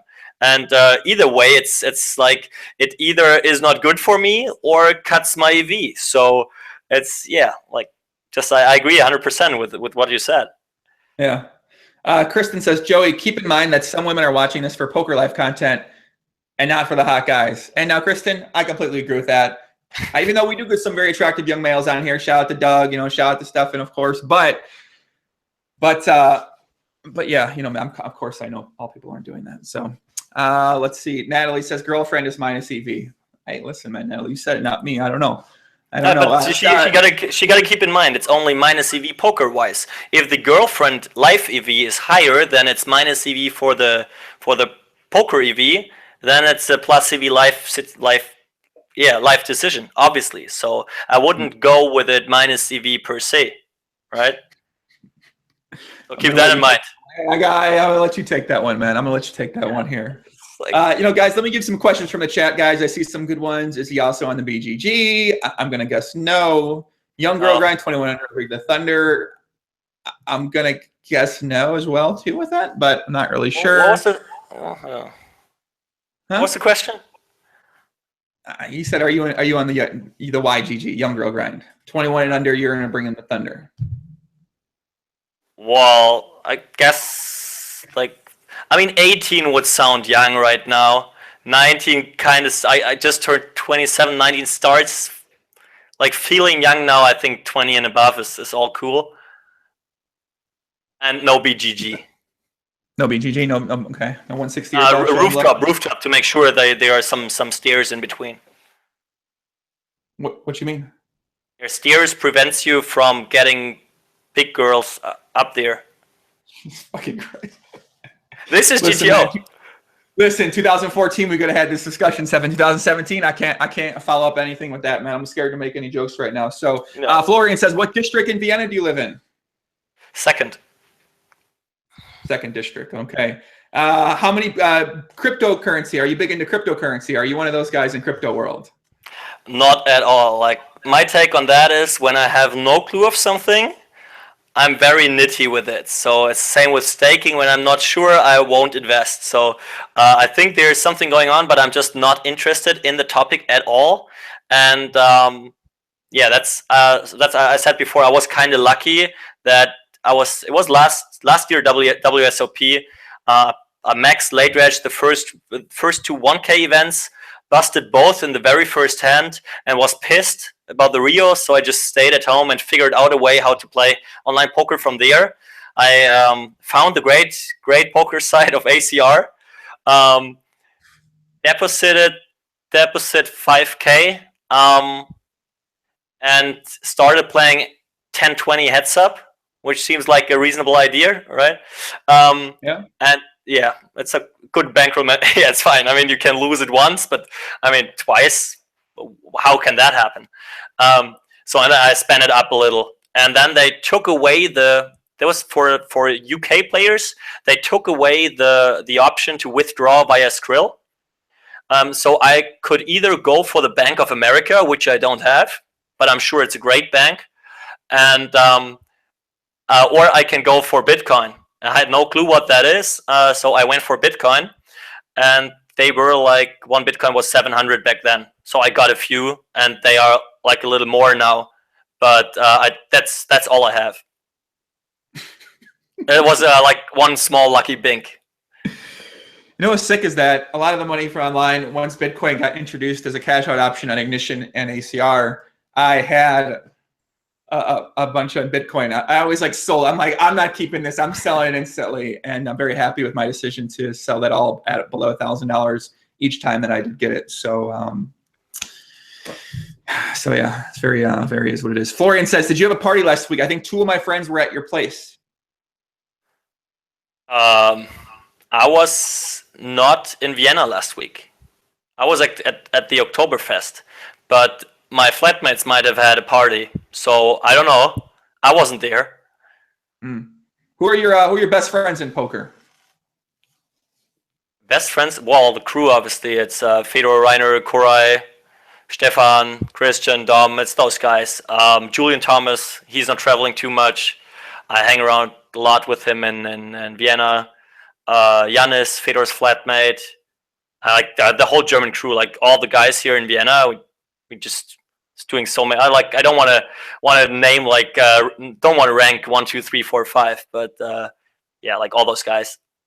So, what do you think are some of the top? If you do like a little power ranking for online cash game players right now, do you have maybe a ranking in mind for that, or have you not been paying that close attention enough to know it? Or I didn't play them, so I can just tell you what I've seen from the games. I mean, it's Linus and Red Baron pretty much playing everyone. And then there's like Oh Hey Cindy sometimes joining in. But what I've heard from others is that he's not the winning player in that lineup. And then it's like a whole bunch of players that are really good, but maybe a little worse than Linus and Red Baron, that just jump in when there's a spot. So it's more like I pick those 2 for number 1 and 2, but because they are playing the most. But it's tough to like put in Fish 2013 or True Teller or like all other guys that are, or like the guys that are playing PLO right now, like where to put Ike Hexton, where to put, does Phil Galfond play No Limit Hold'em, Ben 86, like no clue how to put them in there because they are not playing. So they are pretty much out of my ranking. And nowadays, the guys that are playing nowadays are those 2, and then like a whole big bunch of people that join depending on how the game is. So it's I think I'm gonna try to get Oh Hey Cindy on the podcast. I think he's living up in. Well, what's his real name? He's an American guy. He is an American guy. Yes, I don't know if it's like a public name. I don't know. I don't know it, but yeah, I can tell you. I'll tell you. I can tell you after, but I don't know if it's like I don't know if he's actually his public name is public, but he is an American guy, and I think he's living in Norway right now, and he's getting on the Norwegian Go grind. And I know he's out of line too. He's very out of line because we almost had I think we almost went out a couple nights during the summer in Vegas. Yeah, he's definitely out of line on the table, but yes. Off table as well. Yes, yes, I believe so. I've seen some plays. He must be a great guy. I mean, like, you don't do that stuff when you are like a boring dude, right? It's like I've seen some crazy hands, and I love seeing like 2+2 high stakes bet. Check it out. Oh Hey Cindy, Linus Love. There's crazy shit going on. What do some people, they talk about this guy Obaro or Burrow, alleged bot, potentially, allegedly, whatever. People talk about it, people discuss it. Have you ever had a chance to play with that account? And do you think that there might be bots currently playing high stakes, no limit cash games? I played quite a lot with Oboro. I don't think that he's a bot, because he's not only playing the cash game, so he's not focusing on one game. He is like playing cash games and sit and goes at the same time. What is a little weird is that whatever he does post flop is very, very close to solver solutions. This is why people think he's a bot. Mm-hmm. And what he does is he simplifies a lot pre-flop. So he does not have as many different situations as other people. So I would say he gives up a little EV pre-flop to have an easier game tree post-flop. And this is either a super smart dude learning all the GTO stuff off game and having like certain sizings that he sticks to, and just like working a lot with simplifying and mastering that. Or obviously it's possible that there's something running on the side. I guess if you simplify so much, it is possible to run a program that is just putting that spot in and solve in real time. I guess that's possible. But yeah, for me, he has like for sure the benefit of the doubt, because this is quite a big deal that he's not focusing on one game type, but he's playing sit and goes as well. So he would need like infinite different programs to run on the side all the time for all the. It's easy to simplify situations for 100 big blind cash game, and that's the only spots you play every single time. That's like an okay amount of spots if you simplify a lot. But if you go with ICM and 15 bigs and 20 bigs and 30 bigs and 5 bigs, that's kind of tough. So and yeah, I talked to Mikita to Fish 2013. He told me he knows him in person. So for sure that person exists, and if there's something going on, it's like something on the side, like as a help. But I would never say that. Like it's possible, I guess, but yeah. JB says, what do you think about Ben CB? Ben CB? Well, he's a good friend of mine. He has been in Canada back then. He's a great player. He does a great job coaching. So got to make some ads for his Raise Your Edge here. I helped him a little with that as well. So yeah, he's living here in Vienna. He got the old Fedor flat with a nice hot tub on the top. So I'm sometimes around to just feel like the king of Vienna, sitting in the hot tub on the rooftop terrace right next to Stephansdom. And yeah, he's crushing tournaments, like all levels. Can you tell how do you say Steffen? How do you say the other SS in tournament? How do you say his last name? Schillhabel. Schillhabel. Schillhabel. Yeah, that's good. Okay, I've been calling him Steffen Schillhabel. I'm not really sure how to say it. And Schillhabel. That's fine. Like they do way more stupid stuff with my name than they do with his. It's kind of weird, but yeah.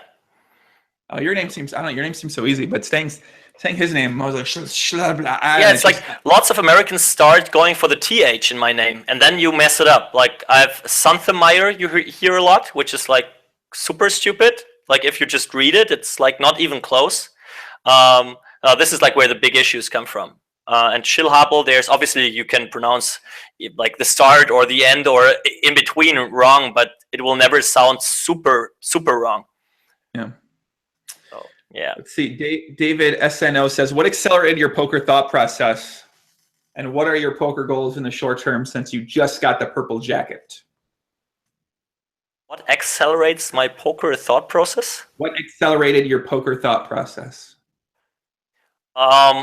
Actually thinking about the way you want to think about something. I have like lots of guidelines in my head, like to have a certain pattern of thinking.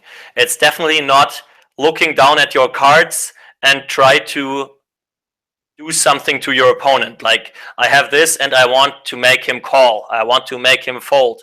That's not how it works. It's more like I have my thought pattern. There is a flop falling down. Then I think like, okay, how do ranges perform here? Which sizings do I want to use overall? And then it's like next step. Now I look at my hand and like I have a plan made up in my mind already. And now I look at my hand and just have to put it in the right line I want to use. So it's like, and lots of patterns for that. Yeah, but this is like thinking about the way you want to think about poker helps a lot. And yeah, I think I have a very clear opinion about that. But I can go a little deeper there. It's lots of players always talk about either one side is GTO or the other side is exploitative players. Like I like to have the big picture and putting all that together. So actually, I think in 3 steps. Step number 1 is always what would be right. So it's always great to know the solver solution out there, what would be GTO, whatever. Then it's step number 2, what is villain doing wrong? And for me, you can only answer that question when you know step number 1. There are so many people that are saying like, okay, this guy is over c-betting, but they don't even know which c-bet frequency would be right. So this is a statement that is not worth anything for me.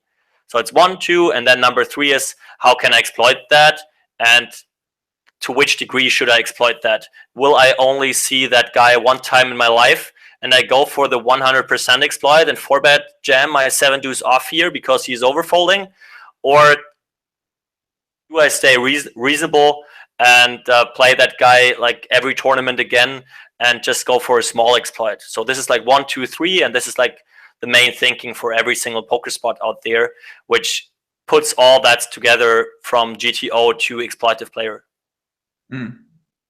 If I guess that was a good answer. Yeah, I think number 3 is something that I think number 3 is really, I mean, I guess a lot of that's very interesting to kind of discuss, but number 3 specifically, when I think about it, is that because when you play against players often, you can kind of see where they're weak at or where you think they might be doing things incorrectly. And then you have a decision do you want to overexploit that because they're not doing correctly, but at the same time, then they might start to get better at that, or do you want to only try to exploit that once in a while, and that way they don't just start adjusting straight away? And I think there's some things in PLO specifically where certain players will just call 3 bets a ton out of position and then play very, very weak post flop. They'll play very weak on the flop. They'll just check fold too often. They won't check call enough. They'll just be check raising like a very sort of narrow range. Just play very weak. And you don't see this as much now at the mid and high stakes because those players just don't exist anymore. But this was something that was very, very prevalent maybe 3-4 years ago. It was just this would be like an easy thing you notice in someone. But then you have a decision, well, if I can abuse this guy so often with my 3 bets post pre-flop in position against him, do I just keep 3-betting the fuck out of him? But okay, so if I shouldn't do that, then what should I do? How should I approach it? Maybe calling in position against him and then playing post-flop with him is actually going to yield a higher win rate overall. So then you might want to try that. And then sort of just kind of deciding, okay, which ones do I like the most? Which ones do I like the less? Why do I want to do that? And for what reason? I found that aspect of things quite fascinating. And now those things definitely do still exist. You just kind of have to find them a little bit more, and they're not necessarily as glaring, the mistakes, because like I said, a lot of those guys aren't playing every day anymore just because you can't really have these big glaring leaks like that. But you used to see a lot of those in PLO a couple years back. Yeah, I like to break things down until they get very, very easy most of the time when I have situations like that. So my example for that is always just rock, paper, scissors. Right? So step number 1 would be here to know that the perfect GTO solution would be to take 1/3 rock, 1/3 paper, 1/3 scissors, totally randomized. That's like an easy GTO solution. Then step number 2, to figure out what villains are doing wrong. Like, do we have population reads? Do we have gender reads? Do we have nation reads? Do we have stuff like that? So obviously, I just assume you take rock more often than other stuff because every male is doing that. And they are like, I've read some university papers about that actually. So this is kind of fun. And the third part is, how should you exploit that? And then it's so different of like, in which like situation are you guys going to play? there is something like World Championship of rock paper scissors out there, and I think they have a system of like a shootout system, and you play like 3 rounds of best of 9 or like something similar to that. So if it was just like a shootout system and I play you just like a single time rock paper scissors, it's super obvious if I think or I have the read over population or male population or whatever that they take rock most often, I should just go with paper. That's super obvious.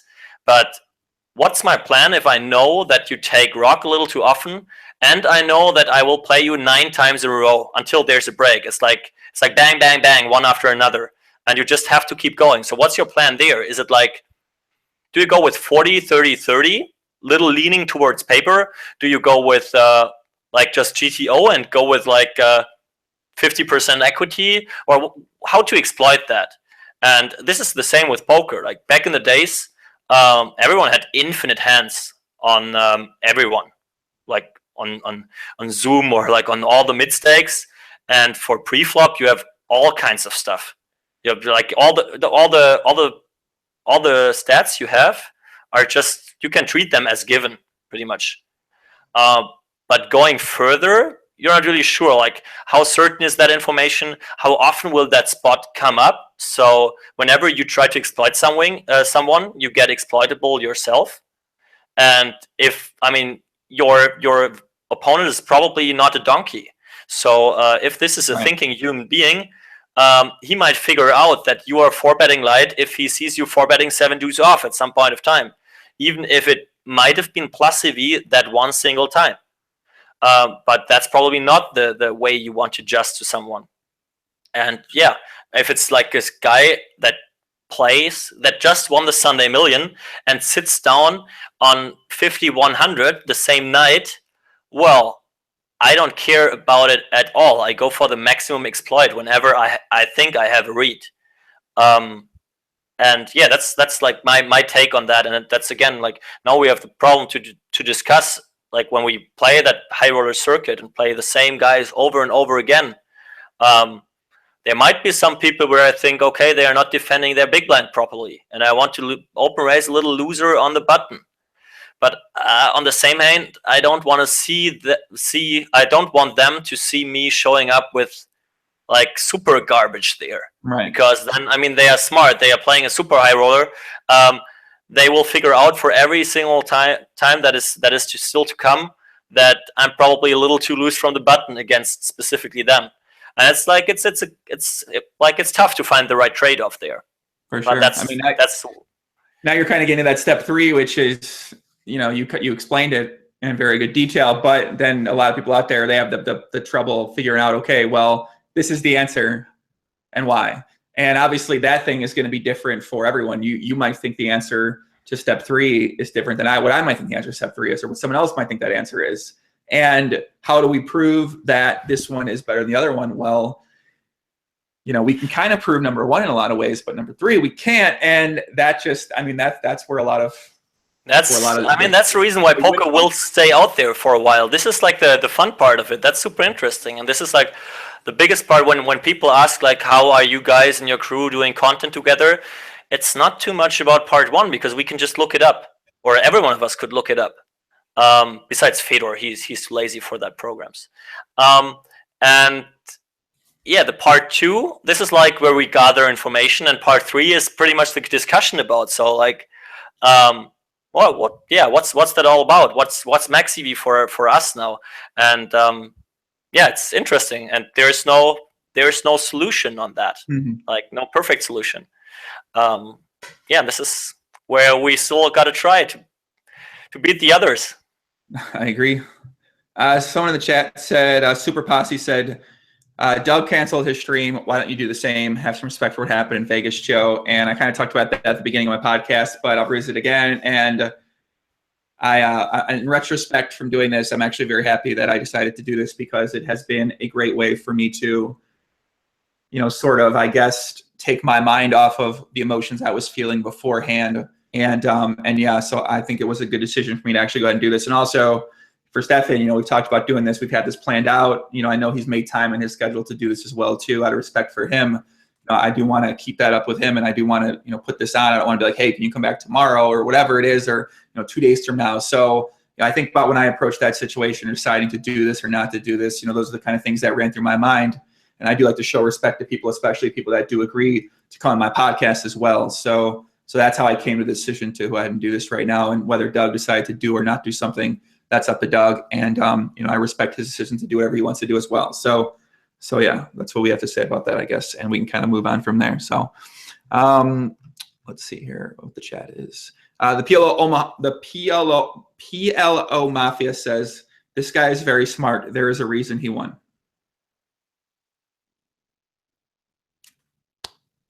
Okay, thanks. True. I don't know. True. Do you consider yourself to be a smart person in general, or a smart poker player? When you think about the idea of being smart, what do you think about yourself? Yeah, well, there are certain parts where I'm definitely smart. I mean, that started in school. There were different things where I seem to be kind of smart, and I think I'm kind of smart in poker. I'm definitely not that smart in other parts of life, but there's that's how everyone is. So yeah. You're smart in some areas. You're just uninformed maybe in other areas. You're not necessarily not smart. Yeah, that's it. I gotta put some more hours in the lab in other areas. So right. That's it. Dima Skak says, ask him about top MTT. I don't know if this guy's top MTT on top MTT online reg. What is top MTT online reg? VEA? VIA? Yeah.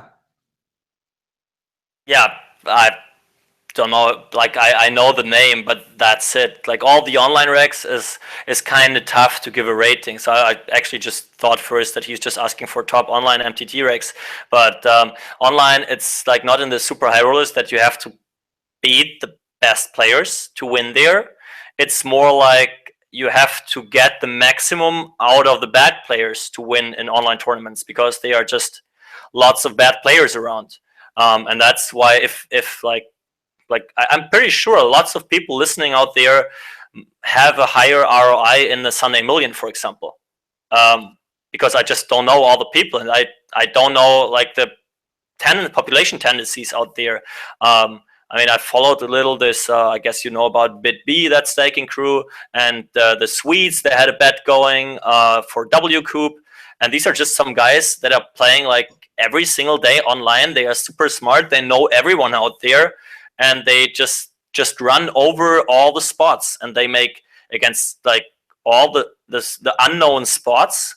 They know exactly how to play against them, because they put in the hours, and they played so many hands against them. And Via might be one of those guys as well. I guess he's Russian. I'm not really sure.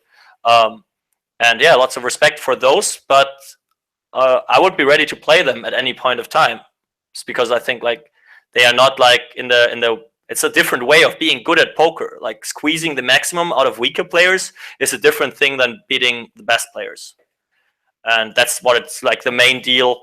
The main deal in online tournaments. That's what it is, pretty much. So you're saying the main difference in online tournaments is beating the weaker players? Yes, 100%. If it's not the 25K on Stars or Party, or the 5K side events they started recently, but something like the Sunday Million. If you know how to get the maximum out of the, I mean, they're if I sit on the Sunday Million, I'm pretty sure I'm the best player at my table, but the guy one to my right might win more because he knows the 7 spots on the table, right, or he knows those spots playing the Sunday Million in general, because must be some population reads, so he gets more out of them even when he's losing a little to me himself. So that's what I think about it. It's same for the WSOP main event. I don't know, they're just players that might have a higher ROI in that. I'm not stupid that I think I'm better than everyone there. I mean, it's just it's a big deal to have all the information about players, and for having that you need to be out there and grind the circuit, or online. Same thing, pretty much. Whoa. All right, guys. Let me take 1 or 2 more questions. I'm seeing a lot of questions in here. not necessarily questions I'm curious about, so I don't really want to ask them for the most part. Ask them for the most part here. These questions are kind of funny. Ask him if he thinks the Baron would clean the bankroll of all the Fedor bots in a second or not. No, it needs a week of Pokemasters. Okay. Best heads up. He doesn't even play heads up. Best heads up player in 2017. Well, I have to exclude everyone that is not playing. Right? This is how I do it. And I would say the first two I don't want to play against are Danmer and Dominic Nietzsche. Danmer? So Danmer, you'd say Danmer's at the top of the list right now? I never played them, so those two. I both rank them one. No number one ranking. Can't tell Danmer about this. He's gonna get too. He's gonna get too turned Yeah. on if he hears this, man. Oh my god. He's a cool guy. He will be all right. He's gonna get. I know he's gonna be all right. He's gonna be excited. He's gonna be more excited on a daily basis right now when he hears this. So I mean, now I told everyone, like, before he has seen it when I ran away when he joined me on ACR. The best. I mean, this is like that. We're definitely the best heads-up poker players are playing, right? Must be ACR. I think so. Yeah, I think so. Stuff on there. I just think about like I know some. Yeah. Go ahead. Yeah, there are some names on ACR that I played recently where I don't know who it is. So, but yeah, I played pretty much everyone but Danmer and Dom. So that's it. Ask him. Does he? Lurie says, ask him if he has some GTO daily habits. I have one basic rule that I stick to like forever and ever. This is no alarm clocks. So I sleep until I get up. This is my rule. And yes, I drink coffee, and yes, I drink beer. And yes, I'm not one of those healthy going to gym and eating only meat and vegetables type of guys. Yeah, but that's the only habit I would say. No alarm clock. This is makes your life better. No alarm clock. No alarm clock. So you don't have a sleep schedule, it sounds like. Not at all. I mean, I'm traveling way too much, and I'm like, as long as you have no sleeping schedule and you don't have an alarm clock, you can't be really jet lagged. It's just you're in maybe a little different rhythm than everyone around you, so it's okay. You know what? This is a good point because you finally answered my question. People always talk about jet lag, and I'm like, kind of laugh. I say, what are you talking about? I don't ever have jet lag. And that's because I've never had a sleep schedule. So, but until recently, now I have a sleep schedule now, and I actually do use an alarm. But well, the problem is when they put tournaments like in the middle of the night. Like I wouldn't be jet lagged, but now it's this area putting Pokemasters in like I don't know what time zone it is. Like was it 4 a.m. for me to get up? I don't know. Like something like that. This is the reason for jet lag. It's not me flying there. It's like their schedule not being on my time. Right. Gus P says, have the Germans ever discussed coming to America and just wrecking a circuit stop like Borgata or SHRPO? Seminole Hard Rock Poker Open. Yeah. Some of us have been to Miami. The problem is that we still do that for money, and it's quite costly to fly over to the US, spending a week, paying a hotel, and playing only non-high roller events. So some of us, we will come to Miami, like not to conquer it, you're safe, but to play maybe some, if they have a 50K against some of the Germans will come over there. And yeah, but Bogarda is safe. What else do you have? Jacksonville is safe. What I don't know even, like, what is it, Choctaw, something like that? That is safe too. Choctaw safe. Calm down. Choctaw will be fine. Okay. Some places are safe from, like, yeah, maybe some others, but not our German high roller crew. Rick So says, Joey, can you please ask Steffen what his thoughts about the nationality aspect in live poker? Are decisions influenced by the nationality of a certain player? Um, yes, as long as I have no clue who this guy is. So, because there are some population tendencies, and you can break them down to nation tendencies. Like everyone knows that Scandis are fucking crazy. Right? Everyone is scared of the Germans because they play bot-like. So okay. The Swiss are donating the money in Europe. That's okay. Americans like to 3-bet offsuit aces. Okay, like stuff like that. And people from Israel and Brazil, they have a larger call button than other nations. So Canadians like folding. That's like some general stuff where there is like there must be something behind this. Like it's like all prejudices. There is something true. Yes, we Germans drink more beer than others, but not more than like Eastern European countries. So when I play the high rollers, I know most of the people I play with. But when I'm sitting in the WSOP main and have a decision, I mean, I just start talking, and where this guy is from is a question I ask him like pretty early in the talk. And if he gives me an answer, that helps me. Like usually when he gives me an answer, he's a little stronger because he's confident in the first place. But in the next spot, I know, well, he's from Brazil and he won't believe me. So that's okay.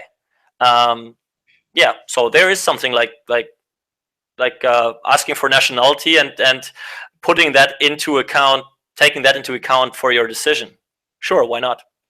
Team 7 said, I played a 1K in Austria with Steffen, and he 4-bet a flop with 10-8 offsuit on 6-4-2 after getting 3-bet and asking where the guy is from, and somebody said Romania, so he shoved. That wasn't me. Allegedly. I don't know. I'm telling you what the chat, allegedly in chat says that. Luke Lynn says, what about Chinese people? What do you think about the chat? What do you think about Chinese? What are the assumptions you have about them?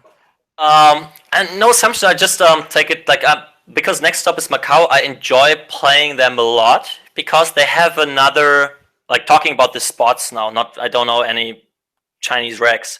So because they have another mindset, like the European and most of the American, like not talking about Bill Perkins right now, like other Americans are sitting there trying to make a hand, and they are not enjoying themselves, or it seems like they are not enjoying themselves at the poker table. This is very different in Asia. There are like lots of people playing the high rollers that have like infinite amount of money, and they like splashing around with it, and I can see them enjoying themselves, giving me a challenge. Like he doesn't care about the outcome. I played last year there, and he puts me in like an insanely tough spot. Like I remember I have just one spot in my mind, and that was like insane. It took me like I think I not wasted. I used 2 of my time bank chips there. I ended up calling, and I was right.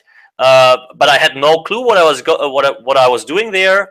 Just ended up like, why not? If I have no clue, it's fine either way. So and he just had such a great time. He lost like most of his chips, but he was really enjoying how I was suffering. He gave me a challenge. They are there to challenge the pros.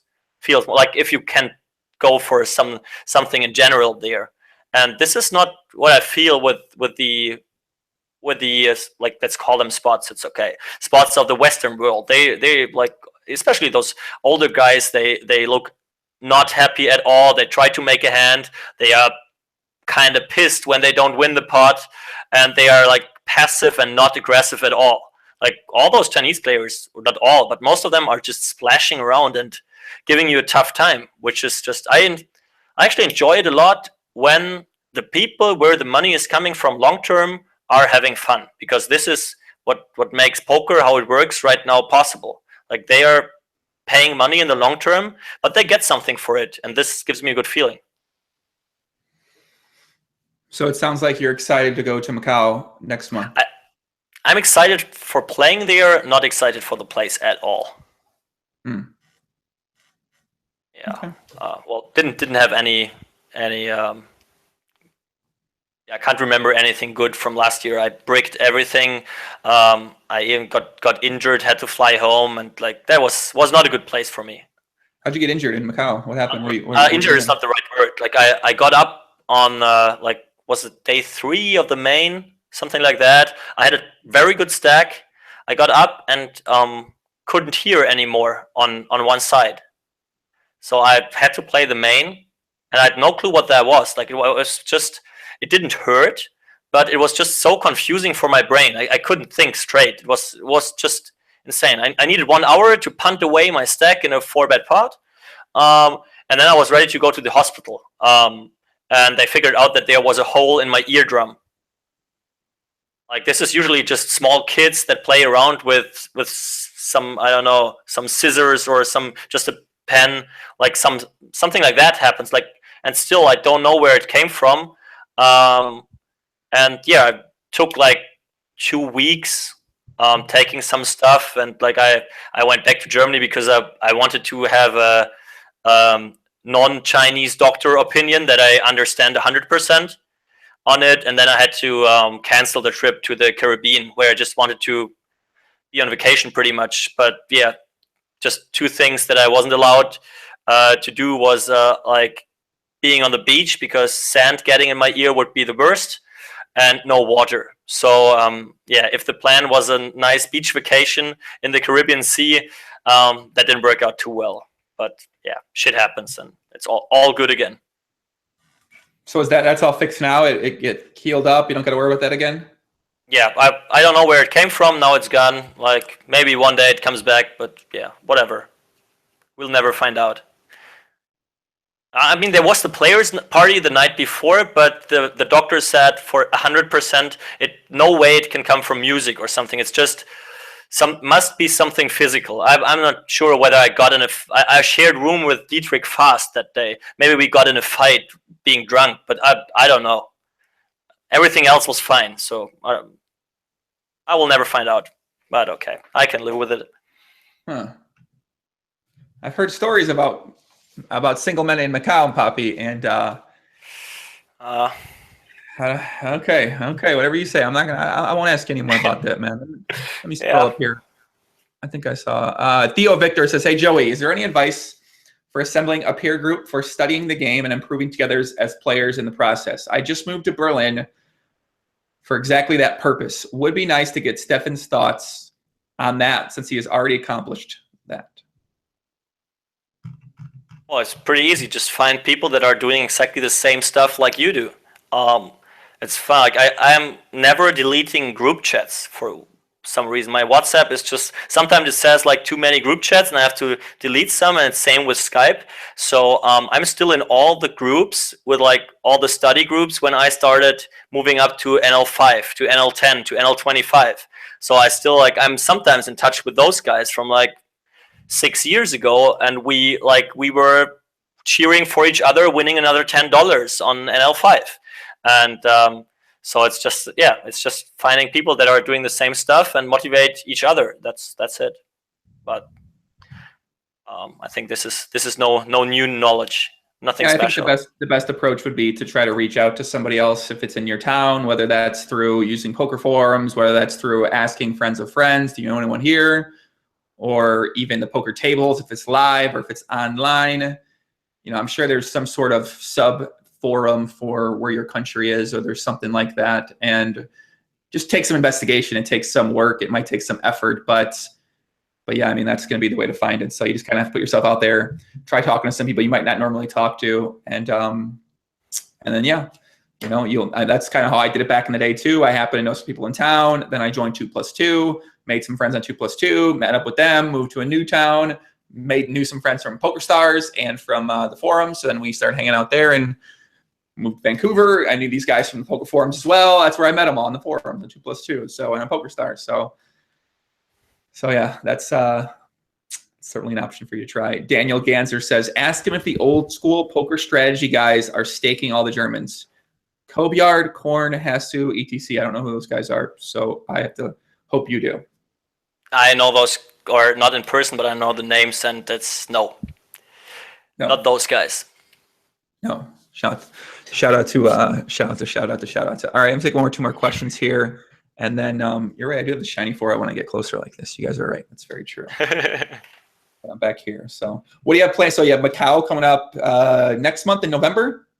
Macau is in 2 weeks. I fly there 14th of October.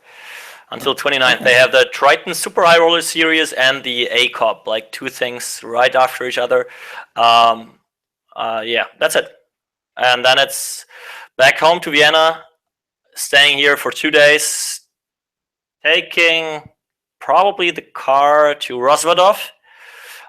Playing there's like a 25k, the 10k main, and the 100k one drop, and then it's Punta 1 week Cana. off. 1 week off, and then Punta Cana. I just my brother had birthday yesterday, and I shipped the package on his birthday, so I felt like I had to invite him. Just send him the message, and I hope he will join me, and we'll have like more vacation than playing poker there. That's the plan. So what about after Punta Cana? That's in November, I think. So what about after that? There is something in December in Vegas again, right? There's Bellagio event, yeah. And the Poker Central guys are looking for Phil Hellmuth to make a Poker After Dark happening, probably. If he can fit it in his schedule, would be like Fedor, myself, Daniel, Phil, and some others, maybe something like that.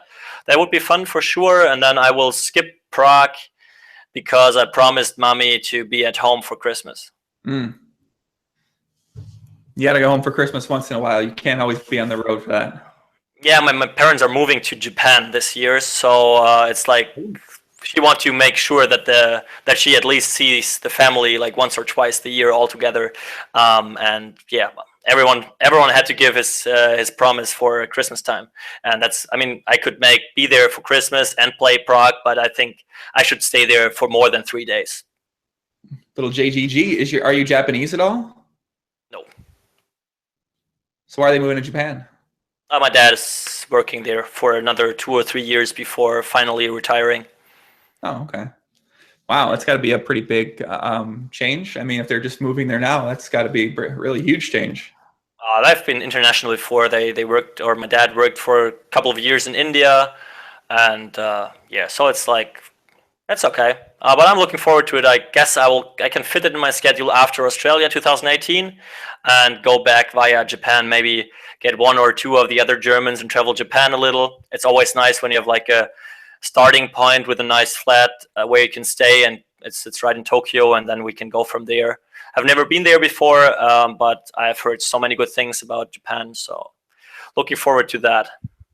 Is there a poker world in Japan? Do people play a lot of poker there? I don't think so. I mean, Stars has this 1 or 2 Japanese Stars pros, but so there must be something, but I think they are not into gambling too much. Like, all right, Luke, yeah. One more thing from Luca Braga. He asked this question earlier. Could you ask him what the best options for a 19-year-old poker player in New Jersey, USA are? Should I continue to grind 2-5 at the club and home games, or move to Florida and play daily cash at casinos where the legal age is 18? Or I think he said so much. Or move with grandparents to Brazil for online poker? Well, nowadays I wouldn't give anyone the recommendation to give something up, like career-wise or uni-wise or other stuff that you might do for playing poker. But if you want to play poker anyways, I obviously recommend the great site of America's Card Room. Yeah. You can play Poker Stars New Jersey, can't you? I have no clue what's going on there. But yeah, I like the mix. It's like if you enjoy playing live, I only recommend it as a hobby. If you enjoy playing it and you can money with it, that's just a benefit on top. But you should play because you're enjoying it. And if you're into the game and want to learn more about it because you like it, then playing online for whatever amount of money is the best way to learn it, because you can just get way more hands in and just play on PokerStars or ACR, low limits, and then crush your buddies in some random home games. Or I don't like what you got to be 21 to play there, but I wouldn't recommend to move to Brazil with a dream of getting a professional poker player. This is no, I don't want to be responsible for something like that. Yeah, I'm gonna go same. I don't recommend going to Brazil, living with the grandparents, playing online poker in the untracked Brazilian side room at your grandparents' house. I think probably, yeah. It's like one thing like that all the high roller guys have in common is that I guess no one of them ever planned when they start playing poker to be like to make a living out of it. Like everyone started the game, got hooked by it, and was just interested in the game itself. And this is what they brought up there. Like as I said before, all the cash game players, the best ones in the world, they seem to not care about money at all. They see it as a video game. Like maybe you can compare it to other games you played, and that got you hooked. Like I, for example, played like lots of Warcraft 3, and that was like maybe a similar thing. I want to get better there. I spent my free time to watch replays and yeah, just thinking about the game. And this is how you should see poker. It's just that the high score is not points, but money that you can buy stuff in the real world with. It's just nice thing on top, but should never be the reason for you playing it. Some people also said gambling is illegal in Japan, so they don't have casinos there. Maybe it makes sense. Okay, that makes sense. That makes a lot of sense. All right, guys, we're probably going to wrap things up here. Do you have any last parting words, Steffen, here? Well, see you guys on Heads Up ACR. Feel free to join me there. Is your screen name? Spend some more time. What? What's your ACR screen name? Bam Olaf. It's Bam Olaf. Bam Olaf. Perfect, yeah. Okay. So Bam Olaf will be waiting in the ACR streets for you guys to come out there and challenge him. And yeah, if they want to follow you, they can follow you on Twitter. It's rungooserun, correct? Yeah, that's it. Like I get so many Facebook requests as well, but my Facebook is kind of private and there's no Instagram. So just follow me on Twitter. That's fine. And yeah, always hit me up on a live stop and bring beer with you. That's fine. All right, guys, hit him up on a live stop, bring beer with him. If you have any questions for him, want to know anything more, if you didn't get your question answered, feel free, get in touch with him on Twitter, and hopefully you get a response from him. And then, and yeah, that's it. That's all I got, guys. I should be back on Thursday podcast and WCoop main event winner Steven Van Zadelhoff. I'll probably make a video. I might say some more about kind of the subject I touched on about Las Vegas and what's happened here. Make a separate video for that. Kind of talked about that a little bit as well, and I'll be on social media talking a little bit more about that as well too. So I appreciate everyone that has tuned in here and made these last 2 hours for myself and for other people out there, kind of help take the mind off of things. And I do appreciate Steffen coming on here, sharing his insight, sharing his wisdom, letting us get to know him a little bit more. And obviously, I enjoyed the podcast very much. I think you have a very great outlook on the great game of poker, my friend, and I'm very excited to see how things progress with you over these next few months and into the next 2018, 2019, man. Yeah, if I promise one thing, if the Chinese poker army is taking over, I will start playing the great game of Pot Limit Omaha, and we can see how that goes. But until then, I try to collect some more of that no-limit random trophies. I will hold you to that. If that for some reason happens in the next year or two, you will be then committed to playing the great game of Pot Limit Omaha. That is, and we'll do a PLO on the podcast. Cool. So I'll probably be seeing you in December here in Vegas if I don't see you in Punta Cana in November. So sounds great. And as I said, I'm on vacation time in Punta Cana, so have cocktails prepared. I'll be on vacation as well too. So everybody in the chat, much love. That's all I got. Adios. See you guys later, and peace out.